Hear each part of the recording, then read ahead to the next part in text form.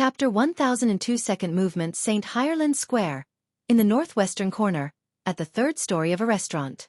When the wolf spectre with the rose appeared in front of Ernst Boyar, the silver-haired scarlet-eyed Mistral retracted his gaze from Ernst Boyar.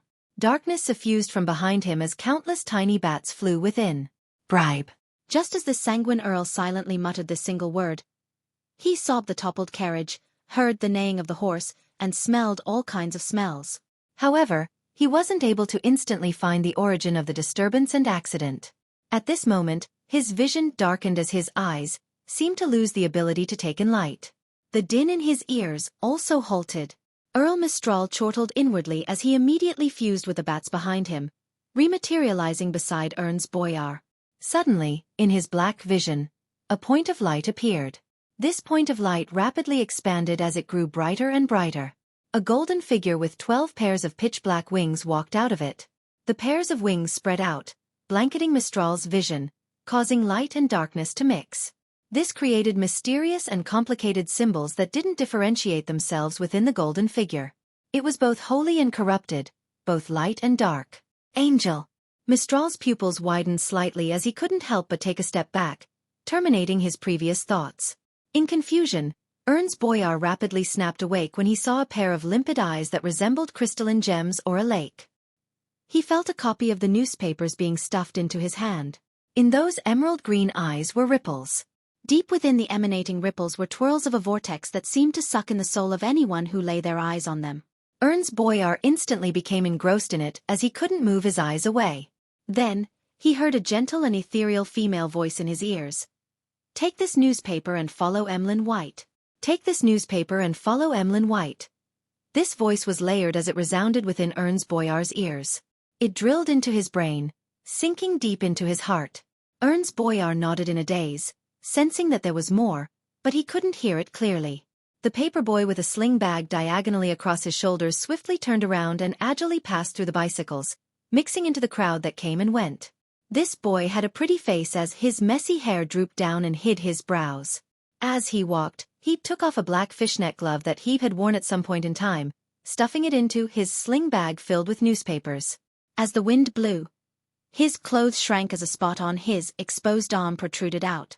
A few seconds later, Ernst Boyar suddenly jumped back from where he stood, doing so as though he had been trying to dodge something. "No good. I was influenced by a nightmare's ability."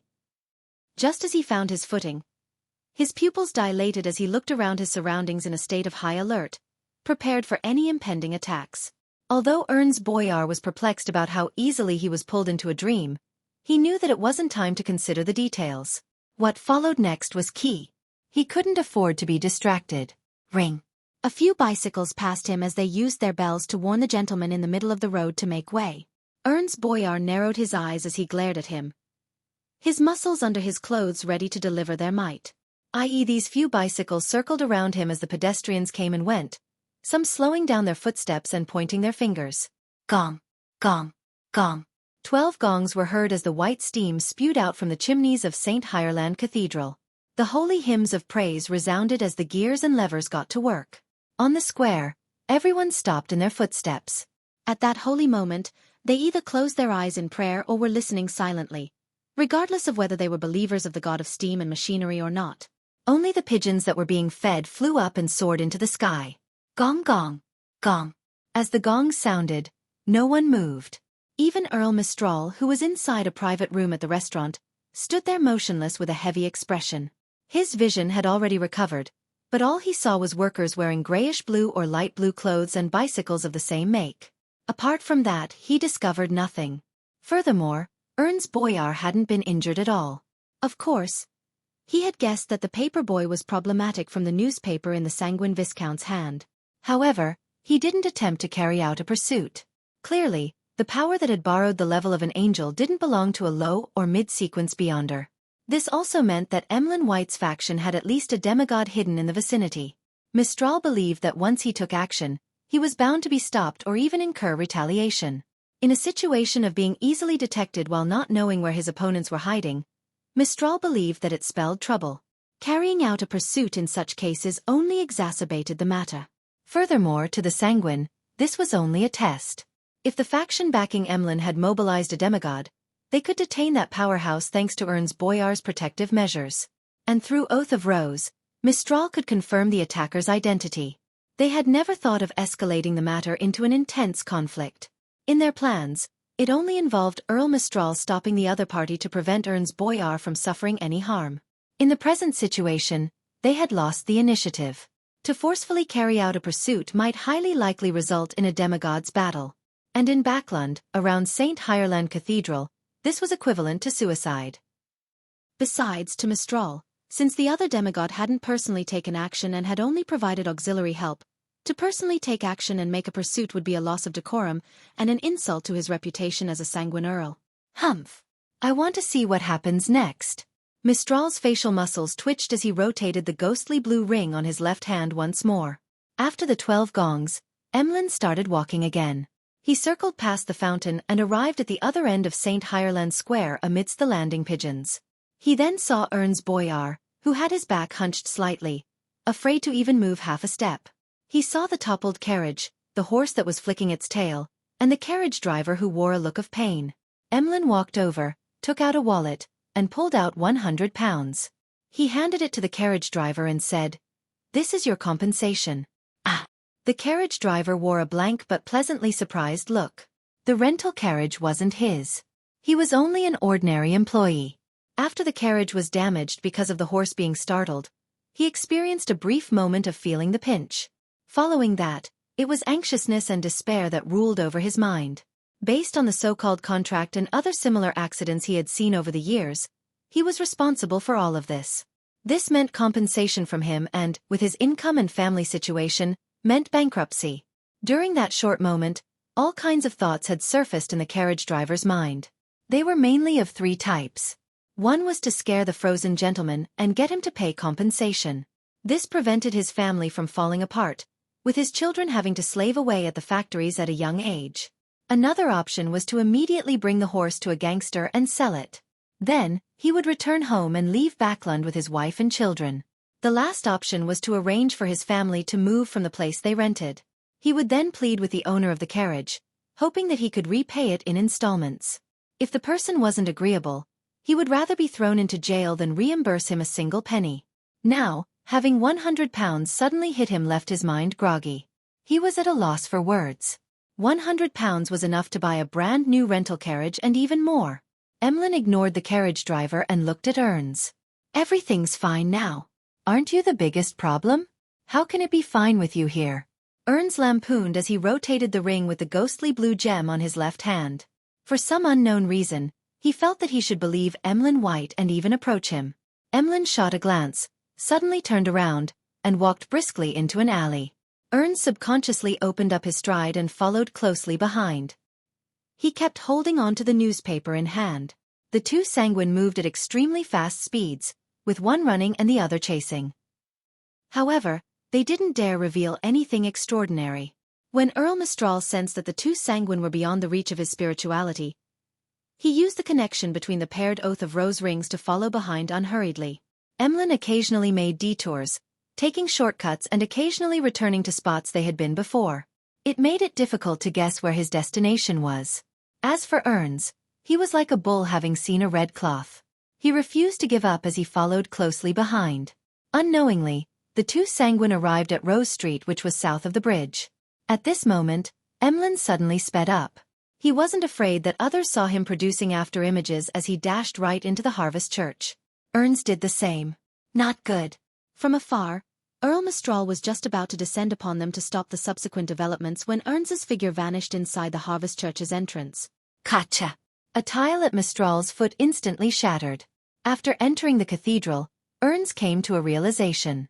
He then saw a figure wearing a brown priest robe stand up at the front of all the rows of pews. He appeared like a mountain.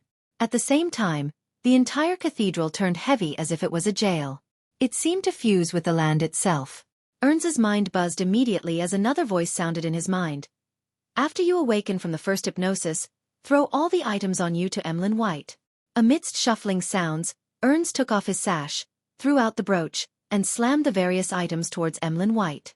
This included his silver pocket watch and a wallet filled with cash. Pah! The newspaper in his hand fell to the ground, throwing out a paper card that was stuffed within. On the paper card was the goddess of justice sitting on a chair and holding a sword and scale. It was the tarot card, Justice. Chapter 1003. Ritornello. After throwing everything other than his clothes, Ernst Boyar was stunned for a moment before he snapped to his senses. What am I doing? What did I do? This sanguine viscount finally recalled the matters he had deliberately forgotten. Those pair of emerald green limpid eyes. A psychological cue, no, hypnosis. Ernst Boyar looked around in anger and irresistible horror, instinctively taking in the situation he was in. His gaze then landed on the mountain-like figure. He saw Father Yutravsky with his thin and sparse brows. Instantly, Ernst Boyar had all sorts of thoughts run through his mind and collide with one another. He quickly came up with one intense thought. He didn't put up any resistance, and he immediately said, I'll come here to do a month of volunteer work. Emlyn's predicament had long been spread amongst the sanguine in Backlund. Ernst Boyar was well aware of Father Yutravsky and knew that, even if he were to put up a fight, it was difficult for him to escape the fate of doing volunteer work. He might as well surrender and choose conditions that were more beneficial to him. At the very least, I shouldn't have any cues planted in my mind and end up converting my faith to Earth Mother. This thought flashed through Ernst's mind. He discovered a lantern in Yutravsky's hand, and inside it was a strange candle that seemed to be covered in human skin with protruding lumps. Under the candlelight's faint illumination, Ernst's pupils widened again. He only had one thought on his mind remaining as it kept resonating. Another psychological cue. At that moment, he felt the gloominess thicken in his heart. All right. Yutravsky nodded and agreed to Ernst Boyar's request. Emlyn held back his smugness and pleased smile. He then looked at the items he had caught, looking like a farmer who had just reaped a bountiful harvest. In a private room on the third story of a restaurant northwest of the square, the lights darkened as a huge shadow appeared. Tiny bats flew out of the darkness and quickly clumped together. Smoke rose up as the silver-haired, scarlet-eyed Earl Mistral appeared at the spot where the bats had appeared. Everything around him had been restored to normal. His servant, a middle-aged man in a dark formal suit, immediately stepped forward and asked with a bow, "My lord, are you having your meal now?" He couldn't tell if things had happened smoothly, or if something had gone wrong, much less about the success of the outcome from the Earl's face. However, he didn't dare inquire. Mistral nodded and said yes. He walked to the table with a composed look, took off the ring with the ghostly blue gem, and sat down without showing a chink in his disposition. It was as though he had headed out to feed the pigeons. This rich smell is rather unique, but it's not bad. In the private room neighboring Earl Mistral, Klein was wearing a very ordinary face as he commented on the Civilau's cuisine delicacy, lamb tripe. This punishment operation was an attempt by the few members of the Tarot Club, one that didn't need the world or Mr. Fool's interference, but considering how Miss Justice and the Moon Emlyn had zero experience in such matters and lacked experience in other matters, he had come to the area incognito as a final safeguard. He had previously used his marionette to pray to the Fool while he entered the attached bathroom of his private room to head above the grey fog. Using the corresponding point of light, he had taken in the entire square and its surroundings. He kept holding the sea god's scepter the entire time, prepared to deliver a lightning strike to prevent any problems once he discovered anything amiss. However, he ultimately didn't do a thing. Everything happened more smoothly than he imagined. There was no need for him to consider the experience the Star Leonard, but Miss Justice, who was participating in such matters for the first time, had exceeded his expectations. She wasn't nervous at all, not showing any signs of panic. Indeed, a sequence 6 of the spectator pathway is far greater than low and mid-sequence beyonders of the other pathways when it comes to controlling emotions. Even if she felt uneasy, she would have resolved it with her beyonder powers before the operation. Klein nodded indiscernibly as he continued sampling the other delicacies. Outside the window on St. Ireland Square, it became filled with lively music, an eclectic mix of the flute, violin, accordion, and 7-string guitar. A rental carriage was slowly circling around the perimeter of St. Ireland Square. Leonard Mitchell, who was prepared to return to the north bank of the Backlund Bridge, took one look at the pigeons in the middle of the square before asking with a suppressed voice, "Old man, what's your take regarding the outcome of this operation?" After he pulled Ernst Boyar into a dream, he flipped Lamino's travels and activated Angel's Embrace. He then left the scene on carriage, unsure of the subsequent developments. In his mind, Pallas Zoroast snapped back, "In the fourth epoch, there's such a saying, believe in the might of deities. This means that this matter has received the tacit approval of Mr. Fool, so it's bound to succeed?" However, Old Man doesn't know much about the Tarot Club. Mr. Fool is a witness most of the time, so there's no so-called tacit approval. Leonard mumbled inwardly before diverting the topic. Why doesn't this saying feel complete? He had never informed Palez Zoroast of the exact situation of the Tarot Club. All he did was give mention of the general situation of the Tarot Club and inform him of the matters that had been approved by Mr. Fool. Palez chuckled and said, "Indeed.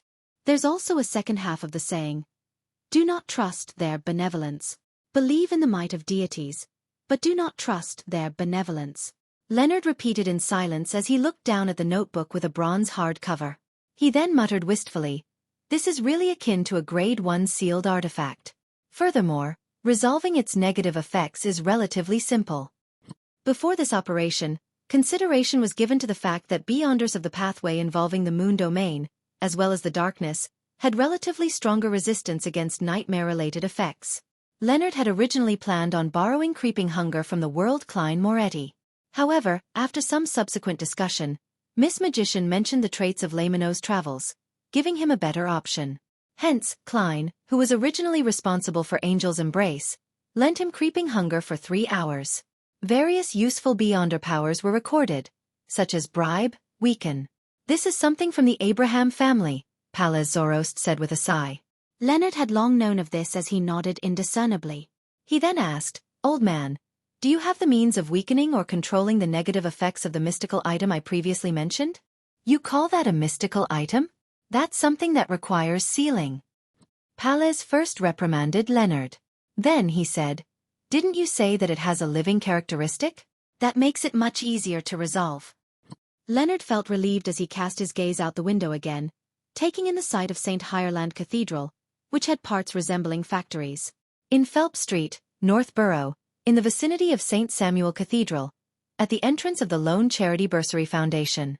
After changing her clothes, Audrey got off a carriage like an ordinary girl. She had already gotten rid of her paperboy attire at a hotel room that had been prepared ahead of time. And that room was reserved by someone under Emlyn's instructions. It had nothing to do with her.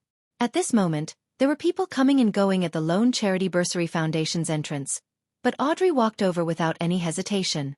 No one looked at her, as though she lived in another world. Audrey briskly walked into the foyer, went up to the second story, and headed for the director's office.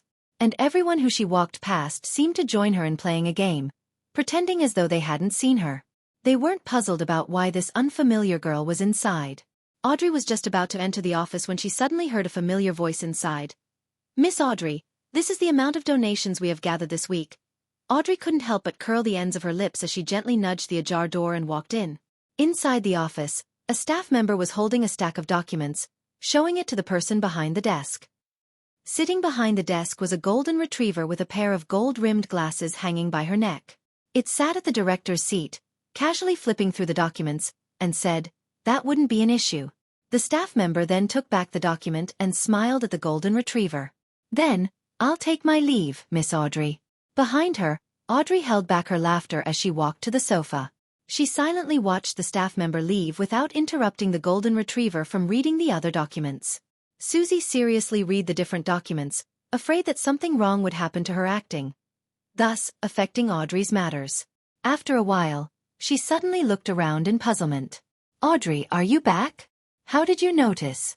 Audrey stood up from the sofa and appeared within Susie's sights. For this operation, she had specially spoken to Susie. She got the latter to replace her at work in the Lone Charity Bursary Foundation. Then, with the golden retriever in tow, she hypnotized all the staff members who would interact with her that day, making them treat Susie as Audrey. As for any possible visitors, she told her staff that there would only be guests in the afternoon. And the signal to snap out of the hypnosis was the cathedral bells at 2 in the afternoon. Susie jumped off the chair after seeing Audrey, saying in exasperation, "It's almost 2. "That's right." Audrey inwardly made a silly face as she rushed into the small lounge and changed into her clothes. She then used Lai's flame-controlling powers to bum her previous disguise. After returning to her office and sitting at her seat, she felt completely relaxed. She clasped her hands together and lightly pursed her lips. To be frank, she had always been nervous. However, she had successfully cast Placate on herself before the operation, preventing any slip-ups. "It's quite interesting now that I reminisce over it. We even discussed how we would compensate those who were affected. Audrey, well done. A smile beamed on the blonde, green-eyed beauty as it grew brighter. After this operation, she realized that her hypnotist potion had digested by a significant amount.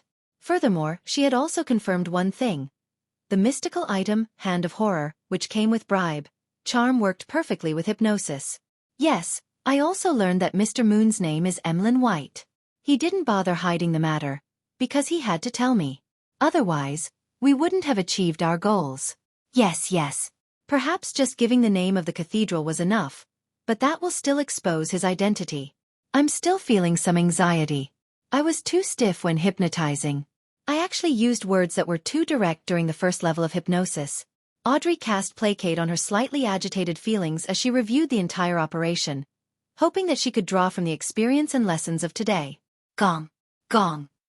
St. Samuel Cathedral's bells chimed, indicating that it was 2 in the afternoon. Many staff who were inside 22 Phelps Street at the Lone Charity Bursary Foundation had their bodies tremble after hearing it. Following that, they continued with their work as though nothing had happened. Gong. Gong. Amidst the cathedral's bells, Klein, who had transformed back into Dwayne Dantes, once again walked to 160 Buckland Street's balcony and took in the situation of Mock's house. At this moment, a carriage passed by his residence's entrance and drove to the end of the street. Suddenly, Klein felt his perception trigger as a scene surfaced in his mind. A gray rat was leaning against the carriage's window, leisurely watching the street scenery. Chapter 1004 Third Movement Gray Rat. Klein's eyelids twitched as he didn't hesitate to turn back into his half-open room, leave the balcony, and enter the master bedroom. He then entered the bathroom. He moved at an adequate pace, doing so as though he had been repeating this entire process like a daily routine. Locking the bathroom's door, Klein took 4 steps counterclockwise and passed through the gray fog filled with ravings and roars, finally taking his seat on the high-back chair of the fool. And before this, he made his valet, Enuni, who was standing by the corridor, softly pray to sea god Calvetua. Using the corresponding point of light, he beckoned for the sea god's scepter and began expanding his vision. He then locked onto the carriage that was driving towards Mock's residence, 39 Buckland Street. And this time, the person leaning against the glass window and leisurely taking in the scenery was no longer a gray rat but a young man wearing a silk top hat and black trench coat. He had black hair and black eyes. His face was thin with a broad forehead. He wore a crystal monocle and had a faint smile on his lips. He was none other than the blasphemer, the angel of time, son of the creator, Amon. Although Klein was already mentally prepared, his anxiety made his entire body feel chilly. Amon had clearly appeared in his original form, but after stealing the rat demigod's destiny, he appeared as a gray rat in everyone's eyes without incurring any suspicion. He and his brother, Angel of Imagination Adam, had certain powers which were similar. It left terror in the mind of others the more they thought about it, but it was intrinsically different.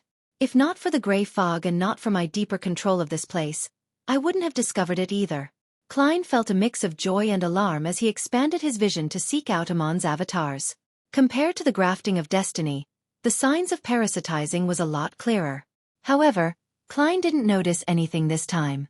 Be it the other passengers in the carriage, the horses that towed the carriage, or the surrounding trees and air, there wasn't any sign of parasitizing.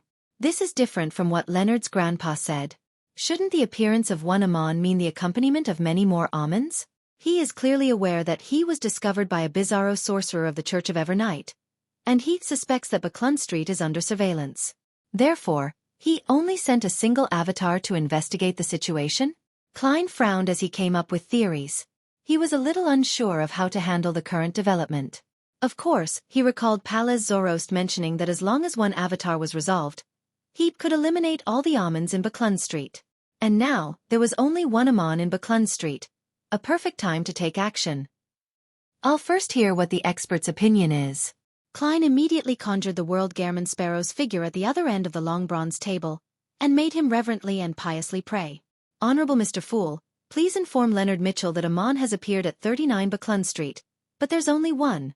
While Gairman Sparrow made the prayer, Klein didn't stop monitoring the carriage. He saw Hazel in a light-colored dress alight and enter her foyer. Amon, who was wearing a monocle and black trench coat, walked behind her with complete composure.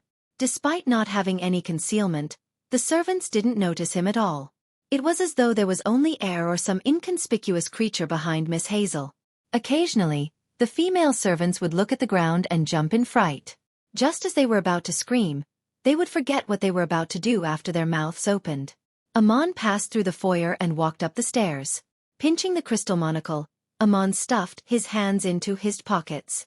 Ringed transparent worms began squirming out of his body as they crawled in every direction before vanishing. This left Klein's scalp tingling. He recalled Pallas Zorost's description of Amon's parasitizing power, a plague-like infection. Hazel had been in an excellent mood recently. This was because her teacher hadn't truly gone mad. Everything that happened previously was only a test, and she had passed it with flying colors. This made her gain plenty of knowledge about the supernatural world. She learned the essence of the potions and grasped the acting method. She also gained the opportunity to advance to cryptologist. She was currently a sequence 7 beyonder. So the world actually has such a magical side to it. I wonder when I can become a demigod and shake off my mortal coils. Hazel glanced at the hanging wall clock and rubbed her sunken tummy. She decided to get her mother to bring forward the high tea session today. After all, there weren't any guests. At noon, she had used the excuse of heading out for a meal to bring her teacher back. She also took the opportunity to act and hadn't had anything to eat. Upon thinking that, she glanced at her teacher who was sprawled on a leather cushion on the sofa. The gray rat had raised its front paw and pressed on its right eye. "Do you need any food?" Hazel asked reverently. The rat lowered its front paw and answered unhurriedly, "There's no need." "All right, teacher." Hazel turned around and walked forward, opening the door to her bedroom. Her lady's maid was standing along the corridor, leisurely looking at the balcony at the end of the corridor as though she was admiring the afternoon sky. Hazel indiscernibly frowned and said, "Guard this place. Don't let anyone in." The lady's maid shot one glance at her and smiled. "Yes, Mississippi." Only then did Hazel leave her bedroom and head for the activity room on the second story. She found her mother, Ma'am Rihanna. This lady with the same black-green hair received a pair of gem-embedded glasses with a gold chain hanging from it from her lady's maid. It was more an accessory than an eyesight correction tool. "Don't tell me that you don't like it?" Hazel asked in puzzlement. The corners of Ma'am Rihanna's mouth curled slightly. "I like it now." As she said that, she wore the glasses.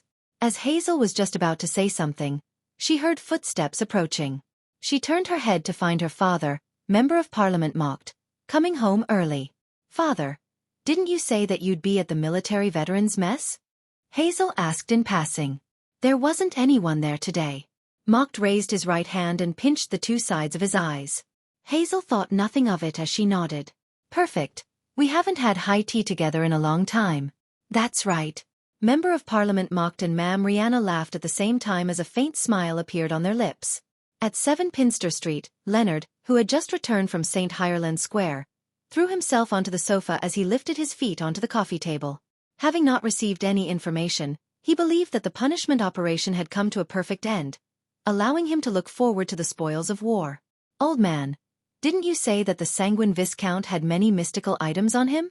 Can you tell me what they are?" Leonard softly asked in puzzlement. In his mind, Pallas Zorost harumphed. "Items of that level aren't worth my notice." Leonard was just about to press further when his vision suddenly blurred. He saw the boundless grayish-white fog and Gairman Sparrow's blurry figure, as well as his prayer. "Amon has appeared at 39 Buckland Street, but there's only one." "Amon has appeared? That quickly?" Leonard, who had already relaxed, retracted his feet immediately and sat straight up. He became more anxious than before the punishment operation began. He hurriedly informed Pallas Zorost of Klein's words and asked, "Old man, what do we do now?" "Begin the operation? But there's only one Amon avatar." Pallas Zorost fell silent for 2 seconds before saying, "If there's only one Amon, it implies that he has other motives, but none of that matters. In the 4th epoch, there's a saying, there's no point crying over spilled milk. Since it has begun, we can't falter. If we delay this any further, Amon will attempt to influence the entire street. When that happens, he will definitely discover Dwayne Dantes' abnormality." Klein returned to the real world and walked out of the bathroom. He had already made the corresponding preparations. He had creeping hunger on his left hand and an emblem carved from obsidian in his right. Then he made a noonie snap his fingers and use flaming jump to enter 39 Buckland Street, Member of Parliament Mock's house, with the appearance of Gairman Sparrow. Control of the spirit body threads was instantly transferred to Klein, but this only seemed to sink into the vast ocean without any reaction. He had lost control of his marionette. Klein's eyelid twitched as he heard the door to the master bedroom creak open. It was Anuni. This youth with Lone and Balam blood in him had pushed open the door and walked in, completely outside of Klein's control. He then took out a crystal monocle from his pocket and rubbed it with his sleeve. Then, he leisurely wore it on his right eye. He then looked at Dwayne Dantes, the corners of his mouth curling up. Found you. The mood in the bedroom froze as Anuni, who was pinching on the monocle, continued. Flora Jacobs' destiny was filled with too many abnormalities, and they mainly came from this street. This piqued my interest, and I spent some time to distinguish and seek out the source. It took me so many days to find you. I'm no stranger to this mirror, and I can control it, but I've never seen it ingratiate itself so much towards one person. This really is an interesting matter. Perhaps, I should steal your destiny and see why that is the case? Right. You likely do not know of its origins. It's in no way simple. Chapter 1005 Fourth movement. Wearing a monocle, Amon, who wore the appearance of Anuni, didn't seem like an infiltrator or assailant. Instead, he appeared like a visitor as he eagerly mentioned all the preparations he had done, as well as Rhodes's origins. He paused before he could finish his sentence. Dwayne Dantes opposite him had turned into a dirty gray rat. The rat raised its right claw, pressing at its eye. At the same time, in the garden of 160 Buckland Street, with his thin and cut black-haired brown-eyed face, Gairman Sparrow appeared in the middle of a bunch of roses. Back when Amon was saying something highly enticing, Heap had secretly split off a worm of time in an attempt to invade Klein's body in order to parasitize him. However, Klein had been on high alert the entire time. He detected this attempt via the changes in his spirit body threads, so he rapidly created a marionette at the critical moment and swapped locations. Silently, Amon, who looked like a mixed-blood youth, appeared in front of Klein. Behind him, a 12-ring transparent worm fell from the third story and returned to his body. And at that instant, the earthworms in the garden soil, the insects in the woods, the rats in the shadows all crawled out, either swarming towards Gairman Sparrow and Amon or were fleeing from this region. The main reason why Klein had patiently listened to Amon was to use that time to create marionettes. To a bizarro sorcerer, they were only complete with their marionettes. Amon still wasn't in a rush to take action. He pinched the monocle embedded deep in his eye socket and looked around, saying with a smile, "Your actions often expose your problems. To a master of deceit, everything that you did was enough for me to detect your weakness. In such a tense and dangerous situation, you actually chose to convert rats, insects, birds, and earthworms into being your marionettes without considering your servants. What does this tell me? It says that you have outstanding moral standards. You still view yourself as human and are unwilling to harm them. Upon grasping this point, even if my avatar is inferior to you, it's still easy to break you down. You wouldn't even be capable of dying, even if you wish for it. Right. You can stop your attempts at secretly controlling my spirit body threads. This is because you're controlling the spirit body threads I stole. They belong to your butler, your maid, and your coachman. If this continues, I'm afraid you will feel a deep sense of guilt. Even spirit body threads can be stolen? No, it's more like grafting." Klein's expression froze slightly as he terminated his control of Amon's spirit body threads. He had been patient, allowing Amon to drone on with his drivel, mainly doing so because he was secretly trying to turn Amon's avatar into his marionette. To a bizarro sorcerer, battles like this, where he stalled for time and exerted his influence in secret, should have been something he was best at and something he enjoyed the most. Unfortunately, he had encountered blasphemer Amon, the current pinnacle existence of the Marauder pathway. Even if he was only facing an avatar, he could do nothing about him. Klein actually suspected that Amon's words were a ruse, but he wasn't able to see through it. He didn't dare take the risk. During such times, he needed the help of a spectator. For you to say so much, I doubt it's solely to think of the means to parasitize me, right? You should know that before severely injuring me, it's very difficult to parasitize a bizarro sorcerer who can see spirit body threads, Klein calmly said as he wore Gairman Sparrow's face. Amon immediately chortled. You finally noticed it. You're trying to steal my destiny? Klein swapped locations with a marionette once again, constantly making his actual body appear in different corners of the garden. No. Amon shook his head, keeping his hands in his pockets while leisurely saying with a smile, if a magic mirror like a Rhodes is willing to listen to your instructions and deliberately ingratiate itself towards you, it means that you aren't as simple as I imagined. I'm not a beyonder of the tyrant pathway, so I wouldn't be so rash as to directly steal your destiny. Heh. I suddenly have a feeling that directly replacing you would result in something I don't wish to see happening. How did you know a Rhodes is ingratiating itself? Flora Jacob's destiny shouldn't have something like that. Klein appeared on a tree. His different marionettes continued changing their locations.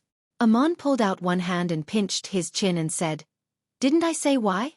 I spent time to gather information and seek out the source. Oh, I went to the Church of Steam and had a chat with a Rhodes. It wasn't too frank, and it was willing to be tortured by me rather than reveal your true origins. Unfortunately, that was inside the Church of Steam. Otherwise, I would have directly parasitized it and learn of everything." Even living sealed artifacts can be parasitized? If a Rhodes strictly abided by the rules, based on its answers in the past, he isn't too sure of my actual situation and only has certain guesses. Klein's eyes widened. Just as he was about to say something, he heard Amon laugh and say, "You really don't seem to be in a rush. What are you waiting for? Do you not know that my Pathway Sequence 2's name is Trojan Horse of Destiny? Although I'm only an ordinary avatar, I do have some powers that I can use, such as tinkering with your destiny, making certain errors appear for a certain period of time. For instance, no one will notice it no matter how much you cry for help."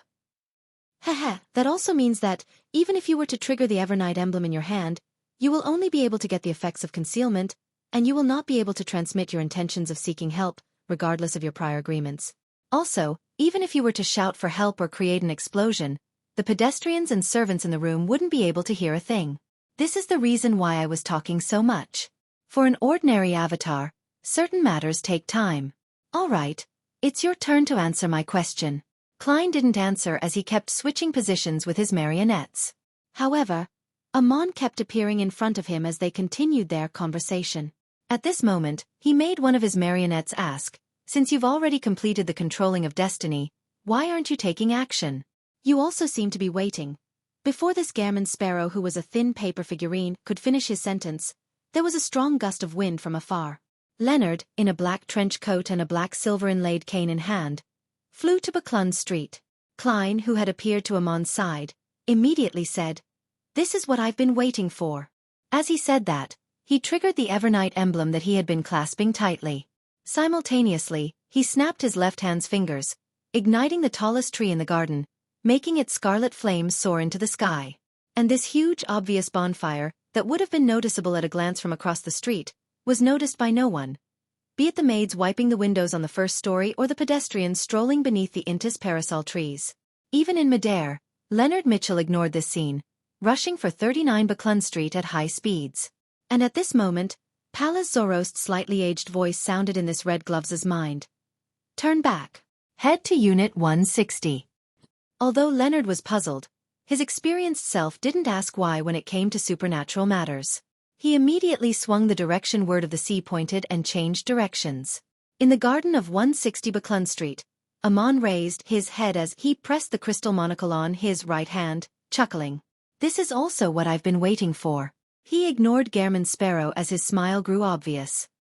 He continued speaking in irresistible delight, to be able to discover the abnormalities of fate in this region. "It's him, Pallas." As he spoke, this blasphemer changed his actions and adjusted his monocle. At this moment, a strange gloom fell over the entire street. It was as though the entire place had been separated from reality, turning into a secret.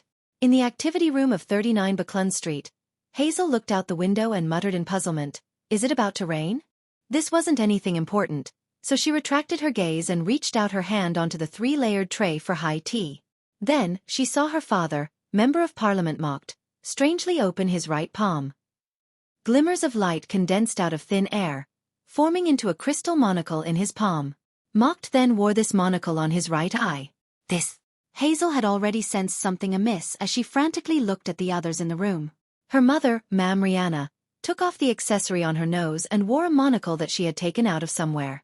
The servants standing beside her all took out a similar monocle and wore it on their right eye. Thud.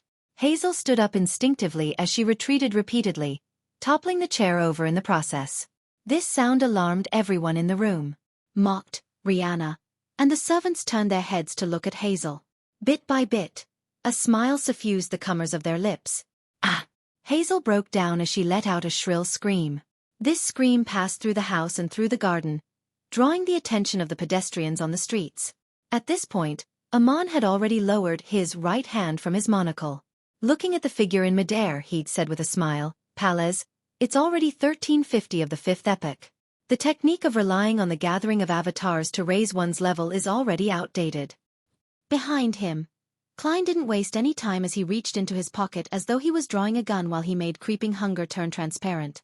A transparent book condensed in front of him. However, Amon simply raised his hand and the glove vanished.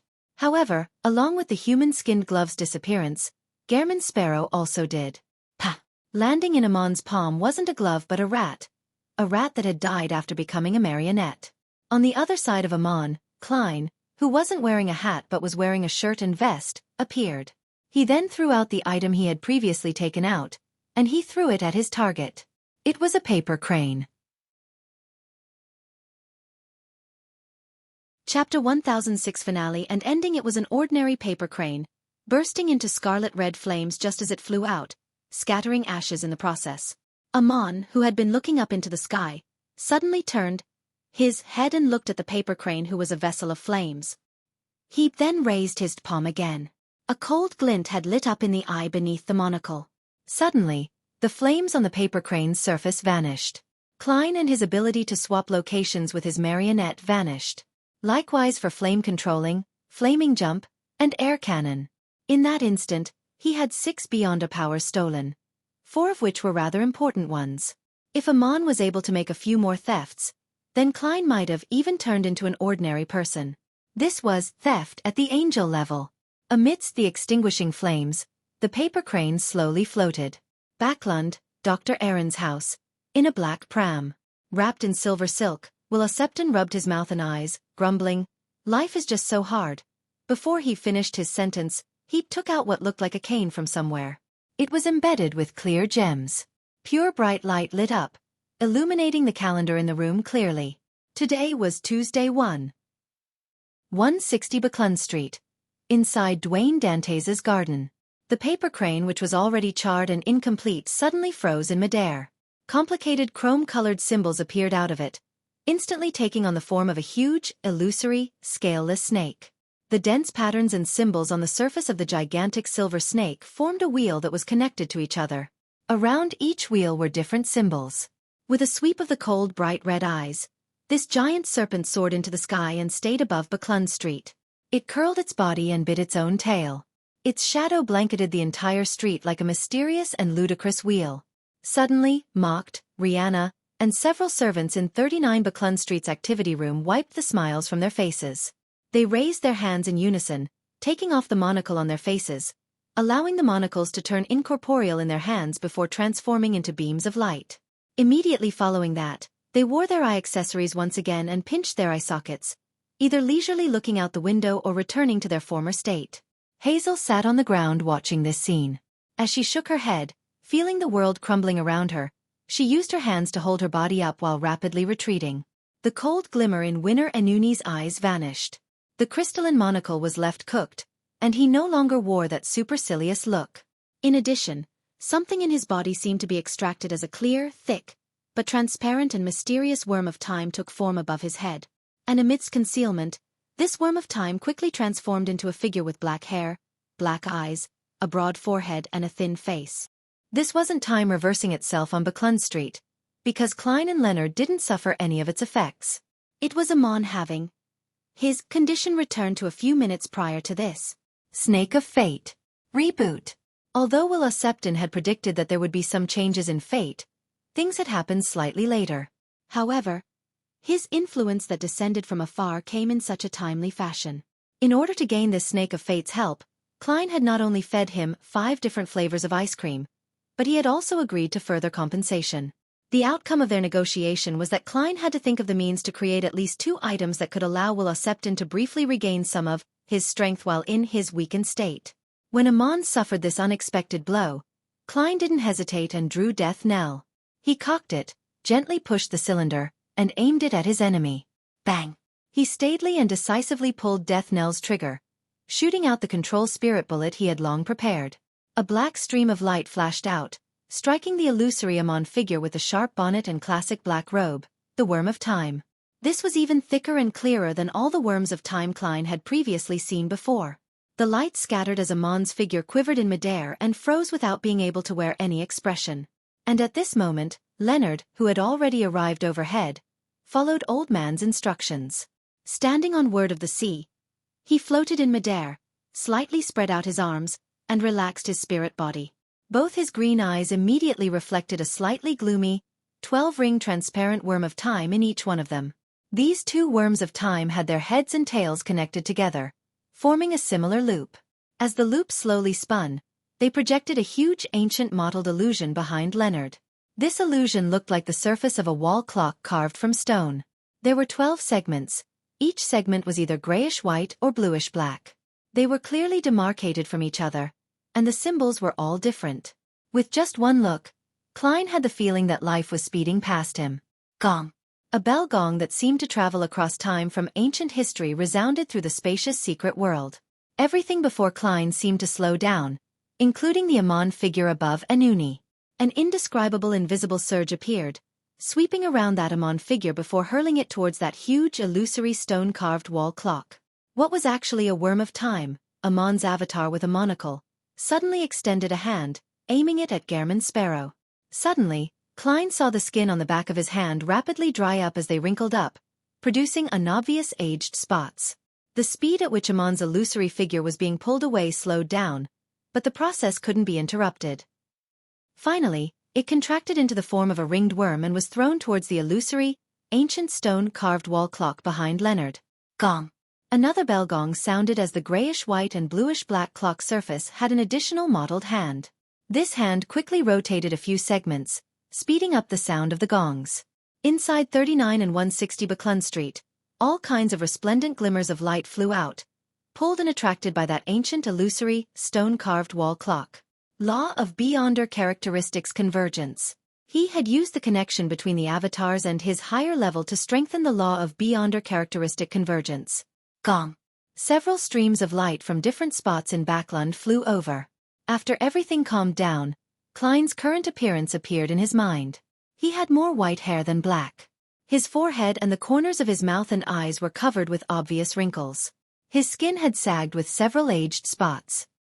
He looked like an elderly gentleman, ready to pass away at any moment. At this moment, the clock's gonging sounded again. The grayish-white hand on the ancient, illusory stone-carved wall clock began spinning counterclockwise. 1 tick. 2 ticks. 3 ticks. Klein saw his skin rapidly recover its luster as the spots faded and vanished. In just seconds, he recovered his original appearance. Life had seemed to begin flowing in him again. Powers at the angel level are almost godlike. I only suffered some repercussions of it, and I nearly died of old age. I wonder if I can revive under such conditions. Klein observed his condition and hurriedly looked up and said to Leonard Mitchell, "How should the people parasitized by Amon be rescued?" At this moment, the ancient illusory clock behind Leonard rapidly faded away, turning into glimmers of light that drilled back into his body. Leonard cocked his head slightly as though he was listening to something. After a while, he said, "The beyonder characteristics of the worms of time in them have been sucked out. The remaining parts have either been absorbed or have some remnants left behind. However, it wouldn't result in having an excessive influence on them." Old Man said that it won't be excessive, but it might be from the viewpoint of an angel. In short, they can pray to the deities they believe in and see if they can obtain a complete purification. However, without them explaining what exactly happened, the deities might not give a response. If you're afraid of any remnant effects, you can consider guiding them to pray to, that existence. All the items that come from that will be yours. Perhaps having personally experienced a battle at the angel level, and having seen the snake of fate spectral form, Leonard's agitation and trembling could hardly be suppressed in an instant. The people on this street are basically the believers of the goddess, so how can I get them to pray to the fool? I don't wish to be thrown into the foggy town. The goddess is very aware of this matter. They will likely receive a response if they were to pray to her. Then, I can get Her Eminence Ariana to return the worms of time that they cough out to me. I can give her some. As Klein's thoughts raced, he secretly heaved a sigh of relief. He then asked in passing, will there be any side effects after a complete purification? Although he had some experience from Little Sun, this youth of the City of Silver wasn't an ordinary person. After listening for a moment, Leonard said, a little. As it's a deeper level of parasitizing, even if ordinary people were to experience a full recovery, there will be some level of influence left on them, such as them liking to wear monocles. All right. Head back first. Leave the rest to me. Klein nodded and was glad that the parties involved in this battle weren't the kinds with obvious destructive might. Otherwise, it might not only be Buckland Street, but all of Northborough might not be left intact. In Pritz Harbor, a black-haired, black-eyed, thin-faced young man wearing a monocle rode on a bicycle as he leisurely returned home. He wore an obvious smile as he opened the letterbox and took out the newspapers and letters inside. After entering the house, the young man pinched the monocle on his right eye while tearing open the letters, reading their contents as he walked. This continued until he found a letter without any name on it. If all connection to us in Backland is lost, it means that Palaz Zoroast might very well be hidden in the vicinity of Northborough's Buckland Street. Don't ask us why we're taking such risks. Life often requires some excitement, joy, and anticipation. One author's note. To make the plot run smoothly, the details of a tarot gathering was skipped.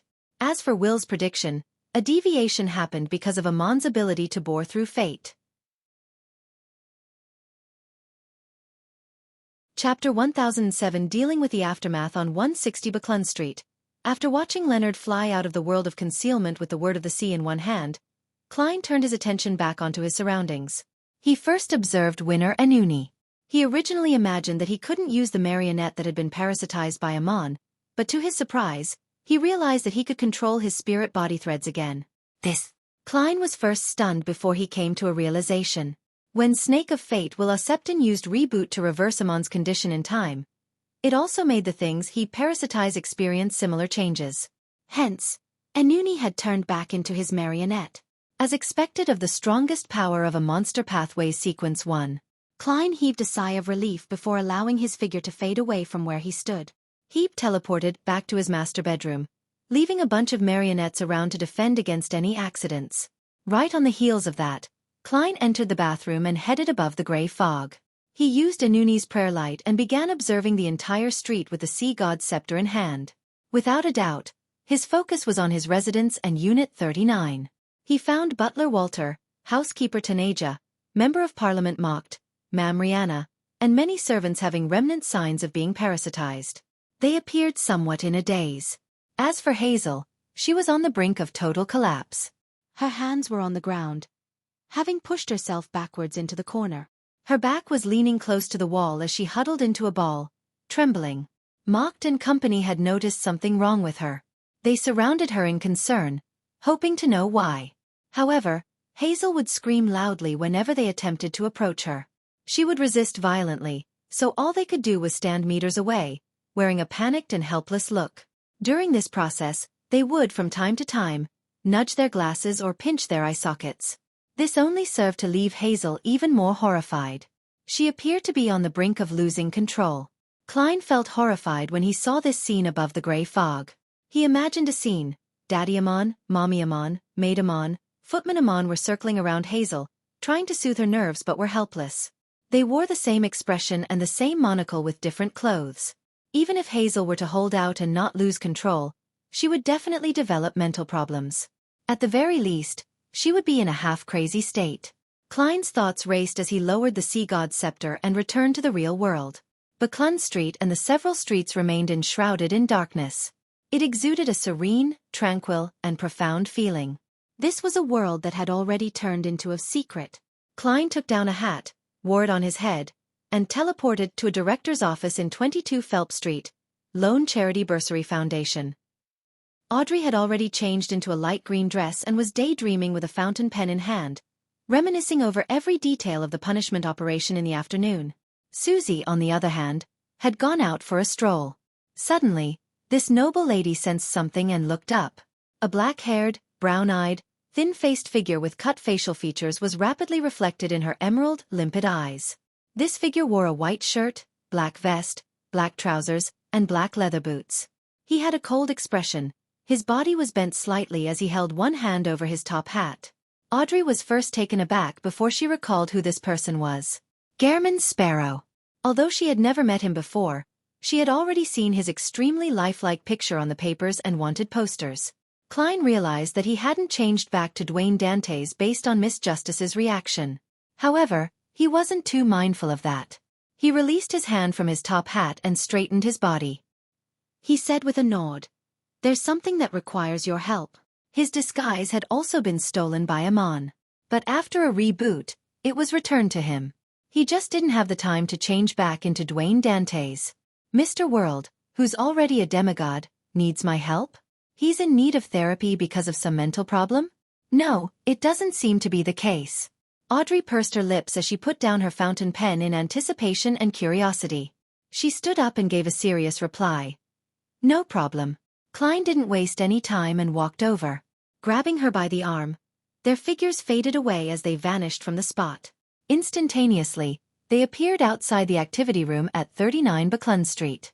This is teleportation? Audrey's eyes turned slightly as she instinctively wanted to ask something. However, when she felt the heavy atmosphere and the screams, her face immediately wore a solemn look. There's a patient, she asked without much doubt.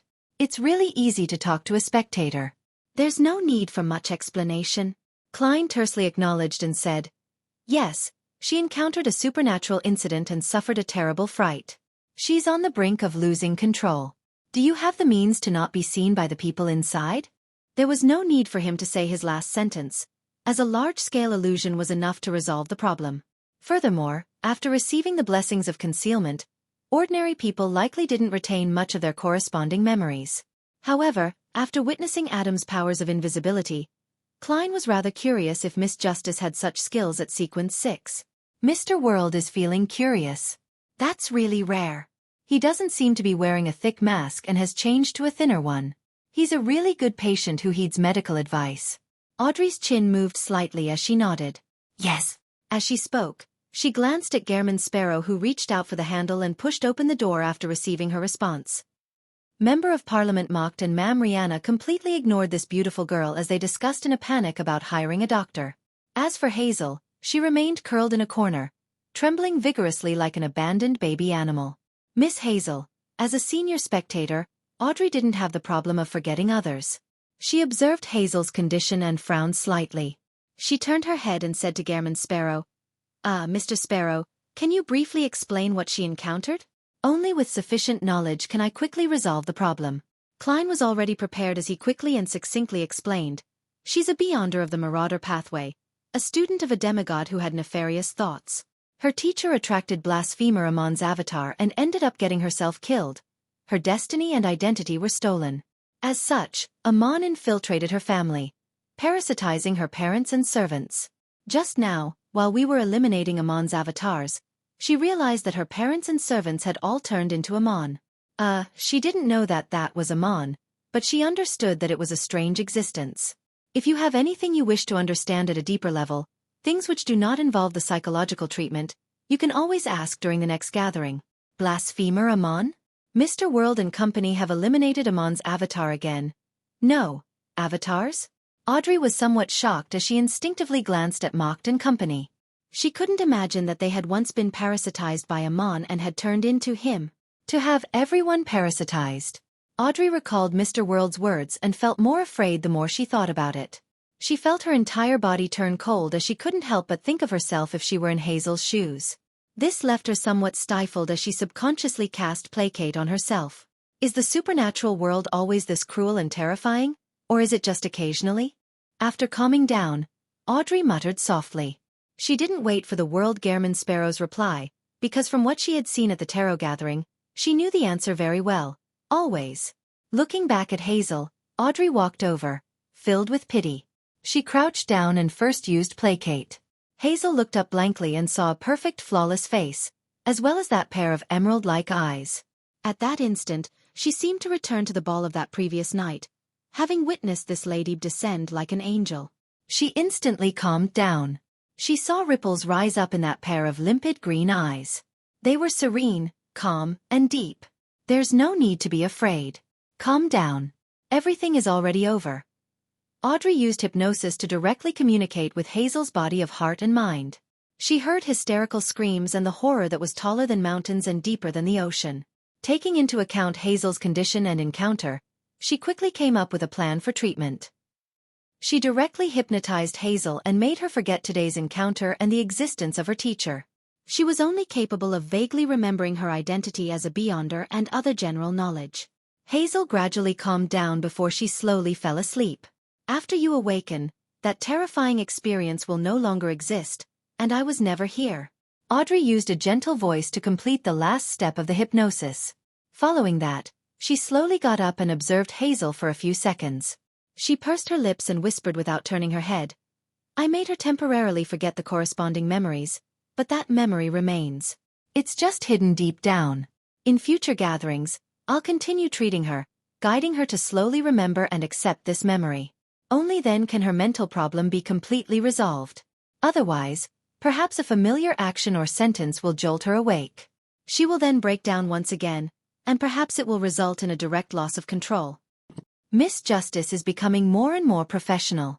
Klein sighed as he asked cautiously, then you will have to hypnotize all the people who were parasitized. They are not to show any hobbies that don't originally belong to them, like the wearing of monocles. Also, let them pray to the Evemite goddess after 15 minutes to obtain complete cleansing and purification. Audrey nodded with abnormal seriousness. No problem. Klein immediately stood to the side, watching this noble lady cue everyone who had been parasitized in this house with the greatest feelings of pity.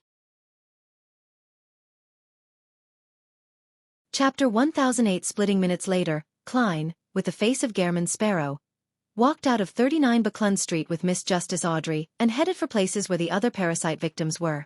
After a few silent steps, Klein suddenly looked ahead and said, it's not rare to see such matters happen among unaffiliated Beyonders. Without any suitable guidance, it often implies that they're constantly dancing at the edge of a cliff with the possibility of falling at any time. Audrey tersely acknowledged and said after a few seconds, I know. Compared to before, I'm not as. She deliberated for a moment before breaking into a grimacing smile, as though she had found a suitable adjective she required to mock herself. Naive. Phew. She then exhaled without hiding it as she looked ahead. If I had known that the mysterious world was so cruel and terrifying last June, I might not have raised the request of becoming a Beyonder. Klein turned his head slightly and took a look at the noble lady's face. He asked in a seemingly casual manner, if I were to give you the chance now to completely leave the mysterious world, would you accept it? Audrey was taken aback as she slowly pursed her lips and said, no. After giving such a response, she seemed to relax a little as she smiled and continued. Under the premise of knowing how cruel and terrifying the mysterious world is, the me from last June would have given up being a Beyonder. But the me of this year wouldn't. This might be the price of growing up. I understand what you're getting at. Klein continued forward at the same pace as he said, after those victims are completely purified, a number of them will spit out worms of time. They can be used to create fate siphon charms. It's a demigod-level item that can switch the fate between two parties for a short period of time. When the time comes, I'll give you one as payment for today's treatment. Audrey was about to decline it before she fell silent again. She then nodded gently and said, okay, /woo 11AW or LD. Just as she said that, she suddenly paused. She turned her head to glance at Gehrman Sparrow and smilingly said with a mixed expression, I know why you just asked me that question. Klein chuckled without giving a direct answer. Audrey retracted her gaze and immediately felt a lot better. She asked as though they were having a chat, I participated in the punishment operation at noon, and I dealt with the Amon aftermath in the afternoon. Today is really a tarot day. Her words were a double entendre as she said with utmost wistfulness.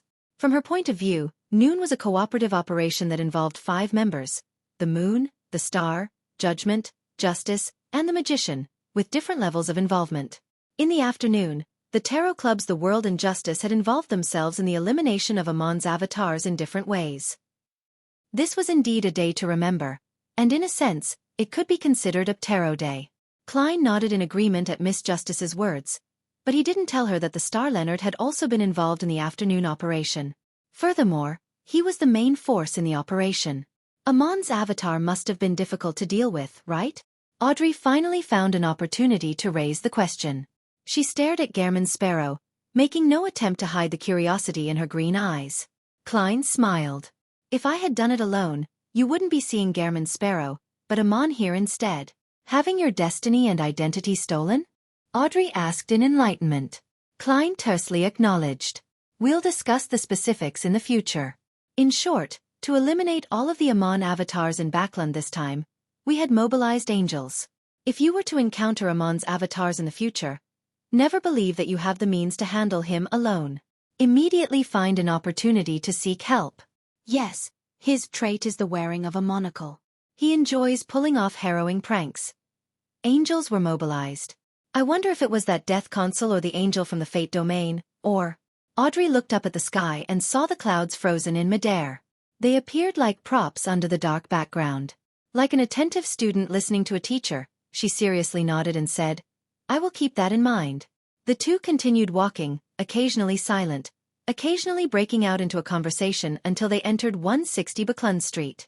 After a few minutes, inside the activity room of Hazel's house, Mocked and company suddenly had the strong urge to sit in their seats, raise their hands, and place their clasped hands before their mouth. They then began to piously pray and chant the Evernight goddess's honorific name. After an unknown period of time, they coughed in unison until their tears and snot flowed out. Cough, cough, cough. Without realizing it, they separately coughed out worms with 12 translucent rings. The moment these worms fell to the ground, they vanished without garnering any notice. Similar things happened in other places of Buckland Street, but everything was quickly restored to normal. And the darkness had faded away at some point in time as the clouds began churning again from the sweeping winds. Amidst her parents' coughing, Hazel slowly regained consciousness. She was puzzled as to how she fell asleep on the sofa during high tea. She felt that she should have been in an excellent mood, but she just couldn't bring herself to smile. She felt as though there was a feeling of indescribable sadness and pain bearing over her heart. Upon seeing her parents' concerned gaze landing on her, not only wasn't she touched, she even felt a little fearful. She trembled like an introvert who wasn't accustomed to making contact with others. Hazel knew that this wasn't her personality, but she couldn't control herself. However, she didn't find it weird or puzzling as she continued enjoying the high tea pastries. Mocked and Rihanna felt the same. They had a nagging feeling that there was something hazy about their memories, but they just couldn't recall what. 160 Buckland Street. In the master bedroom which had its curtains drawn, a figure suddenly outlined itself across the coffee table. It was the barefooted Ariana, leader of the ascetics, matron of the Evernight cloister, head of the 13 archbishops of the Church of Evernight. She was wearing a Spartan robe with tree bark as her belt. In the lady's eyes, the grey sideburn Dwayne Dantes was about to leave the sofa. On the coffee table in front of him were 9 transparent ringed worms. Good afternoon, Ma'am Ariana, Klein said with a solemn bow. Thanks to your help, Amon's avatars in Backland have all been eliminated. You can choose a portion of these spoils of war. He had previously prepared a marionette beside every person who had been parasitized, and he used an illusion to bring these worms of time back. After hearing him, Ariana tapped her chest 4 times in a clockwise fashion and replied in a pious manner, "Praise the lady." She didn't decline the offer or stand on ceremony. She reached out her right hand, and 2 worms of time flew up and landed in her palm. Amon must have certain guesses about this. You still have to be careful in the future, Ariana said simply before her figure vanished inch by inch as though she had been erased. Watching this archbishop leave, Klein sat down and picked up a pen and paper, writing to Leonard Mitchell. He wanted to ask what other effects the worms of time had other than creating fate siphon charms. He believed that he couldn't turn all the remaining worms of time into fate siphon charms, as it would be too monotonous. It made it easy to be countered, and it prevented him from handling different situations. Therefore, he had to consider other possible uses. With the worm of time as a vessel, he could use the powers stirred from other symbols, patterns, and labels that differed from the Fool. This would likely result in different effects from the fate siphon charm. And this was something Palaz Zoroast was an expert at. After writing his letter, Klein took out the adventurer's harmonica and blew at it. Rionette walked out of the void with a 4 blonde red-eyed head in hand. The 8 eyes paused before looking at the remaining 7 worms of time on the coffee table. Miss Messenger looked at it for 3 full seconds before retracting her gaze. She then bit on the letter and gold coin which Klein handed over. "Still 7 Pinster Street," Klein succinctly said. Rionette Tinker's remaining 3 heads replied, "In the future, you can seek my help in such matters. The payment will be the spoils of war." Klein was taken aback as he said, "All right." After Miss Messenger returned to the spirit world and vanished from his room, he frowned and muttered, "Since she can recognize the worms of time, it means that she knows that this battle might have escalated to the level of angels. She wasn't afraid at all. Miss Messenger is stronger than I imagined?" 7 Pinster Street. Leonard received Klein's letter from Rionette Tinker's mouth. He still felt a hint of excitement as he eagerly unfolded the letter and read it. After the messenger left, he immediately asked with a suppressed voice, "Old man, there should be other ways to create charms, right?"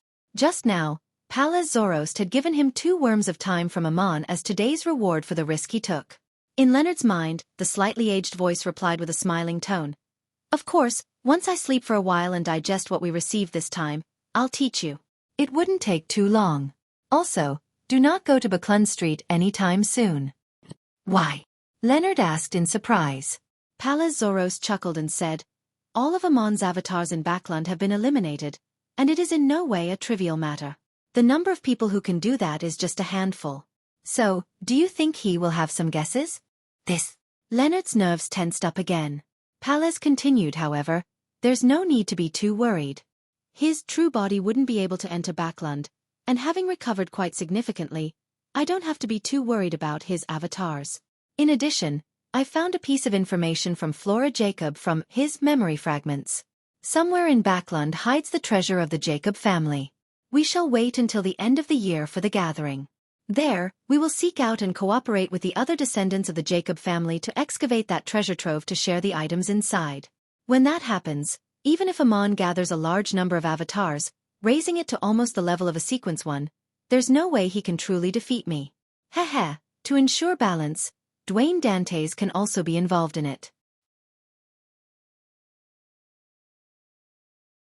Chapter 1009 Payment is always exacted for what's bestowed. Leonard immediately felt very relieved when he heard Old Man Palaz. He cast his attention back to the angel-level battle that happened in the afternoon and asked rather curiously, "Which Pathways angel does that giant serpent phantom belong to?" Palaz Zoroast fell silent for a moment before saying with a sigh, "Snake of Fate. The counselor of the Life School of Thought. A Sequence 1 angel. I never expected him to join them." Counselor of the Life School of Thought? He has also become a blessed of Mr. Fool? The corresponding card is the Wheel of Fortune? Leonard's eyes widened as he realized that Mr. Fool's faction seemed comparable to the 7 Orthodox churches. It was truly unfathomable. Death Consul. Snake of Fate. Incomplete Messenger. There are 3 angels under Mr. Fool. It's no wonder Klein was able to become a demigod so quickly. Just how long has it been, and I've already been embroiled in a battle at the angel level. It's really unimaginable how things will develop in the future. Leonard held the letter and sat on the sofa. He felt another sense of urgency towards digesting his Soul Assura potion and advancing to Spirit Warlock. He had been busy placating the souls in the Backland region recently, but due to the numerous missions, he was still far from completing them. He couldn't find an excuse or opportunity to visit Tinjin City to steal the powers from that drop of the eternal blazing sun's blood. Furthermore, the arrival of Amon's avatars had been quicker than he had expected. South of the bridge, Rose Street, Harvest Church. Emlyn White, who had changed into a brown priest robe, stood in front of a long table with candle stands. He watched Ernst Boyar working hard at wiping the altar before he raised his right hand and casually pointed. "To the side. Left side. That spot's dirty." Ernst Boyar, who also wore the clergyman attire of the Earth Mother, shot an angry look at Emlyn, but he still listened to his instructions and re-wiped the area he hadn't wiped seriously. "I know you're very mad. It's how I felt when I learned that you deliberately hid key information from the ancient castle intel you sold me," Emlyn said with a smile, completely unfazed by his glare. "Also, I forgot to inform you. I'm also a Viscount. It happened last week." Sanguine Viscounts corresponded to the Moon Pathways Sequence 5 Scarlet Scholar. The advancement ritual required the illumination of the full moon. Apart from that, one had to gather different metals, gems, and beyonder creature blood that represented the different moon phases. It was rather complicated. However, Emlyn had long obtained the promise from the sanguine upper echelons that a free advancement ritual would be held for him. He could advance easily once the full moon came. As for the digestion of potions professor, he had completed digesting it without putting too much effort into it. This was because he often taught commoners who were willing to learn at the Harvest Church to learn about herbs and medicine, and even combinations of some special potions.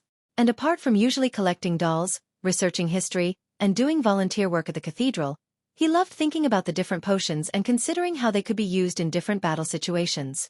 "You're a Viscount?" Ern's Boyar abruptly stood up straight as he wore a flabbergasted look. Among the sanguine, as they were all long-lived, they had quite a huge population. The number of Beyonder characteristics was limited, so advancing was a very difficult endeavor. One had to be in a long line before they had the opportunity to advance. However, Emlyn White had only been a baron for half a year. Ernst remembered that it took him 6 years to go from baron to viscount. This was because his father had suffered an attack from artificial vampires. His passing left him the inheritance. Of course, Emlyn's smug smile grew obvious, but he remained restrained. "I obtained a sequence 5 Beyonder characteristics from artificial vampires." Ernst Boyar looked at Emlyn, momentarily at a loss for words. He felt that he had suffered a heavier blow than needing to do volunteer work at the Harvest Church. "Your expression is rather interesting." Emlyn sked and said, "Perhaps one day, you'll have to address me as Lord when I become an Earl." "Preposterous.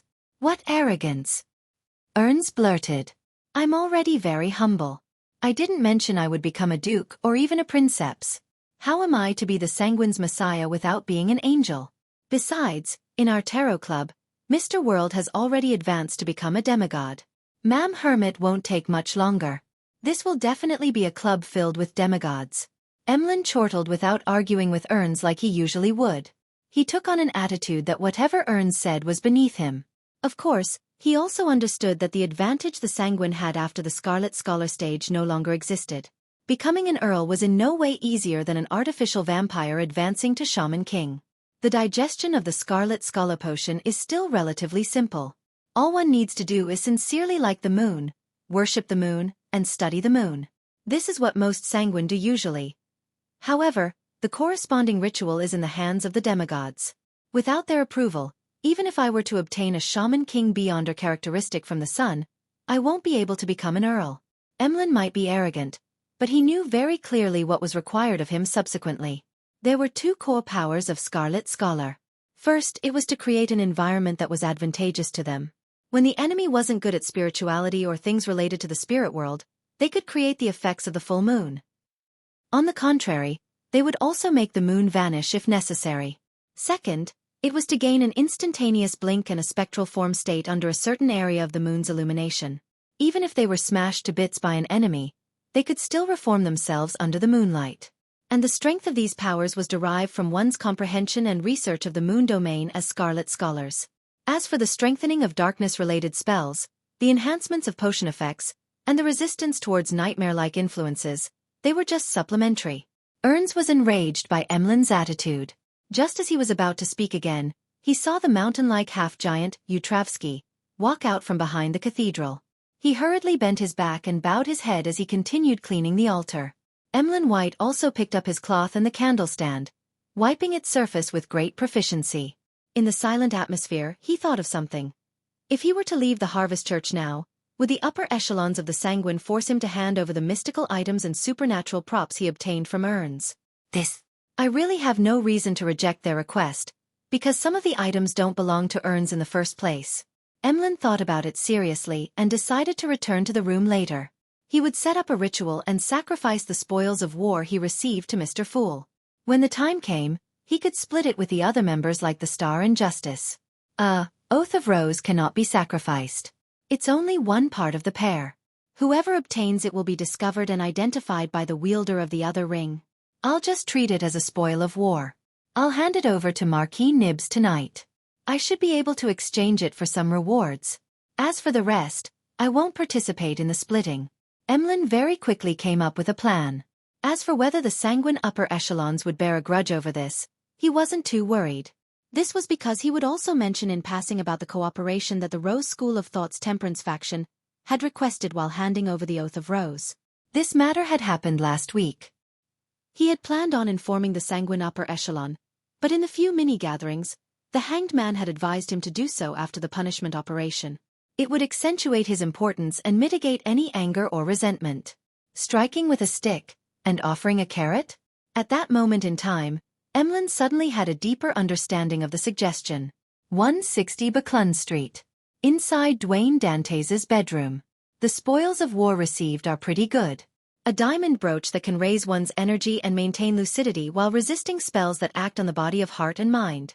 A paper figurine that can prevent any fatal damage and psychic piercing. A belt that can produce sun and lightning damage. A wallet that contains more than 300 pounds. After receiving the sacrifice and returning to the real world, Klein silently sighed as he sat in front of his study desk. He then took out a transparent maggot. Upon seeing this maggot, he felt his head ache, recalling the pain of having his soul body fracture. This was a worm of spirit that he had fractured from himself.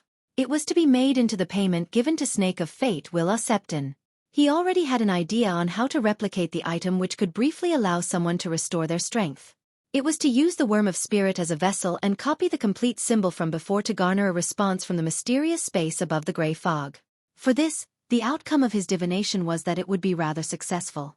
That item's true essence is actually one of the powers of the Seer Pathways Sequence 3, Scholar of Yore.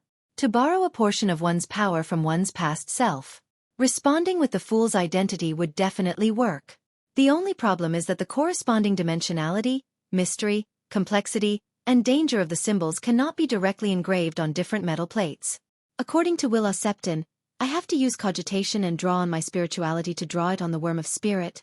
If it succeeds, I'll make myself one. I'll look at myself from the past and see if it will be Klein Moretti's childhood or myself hanging in the cocoon above the door of light.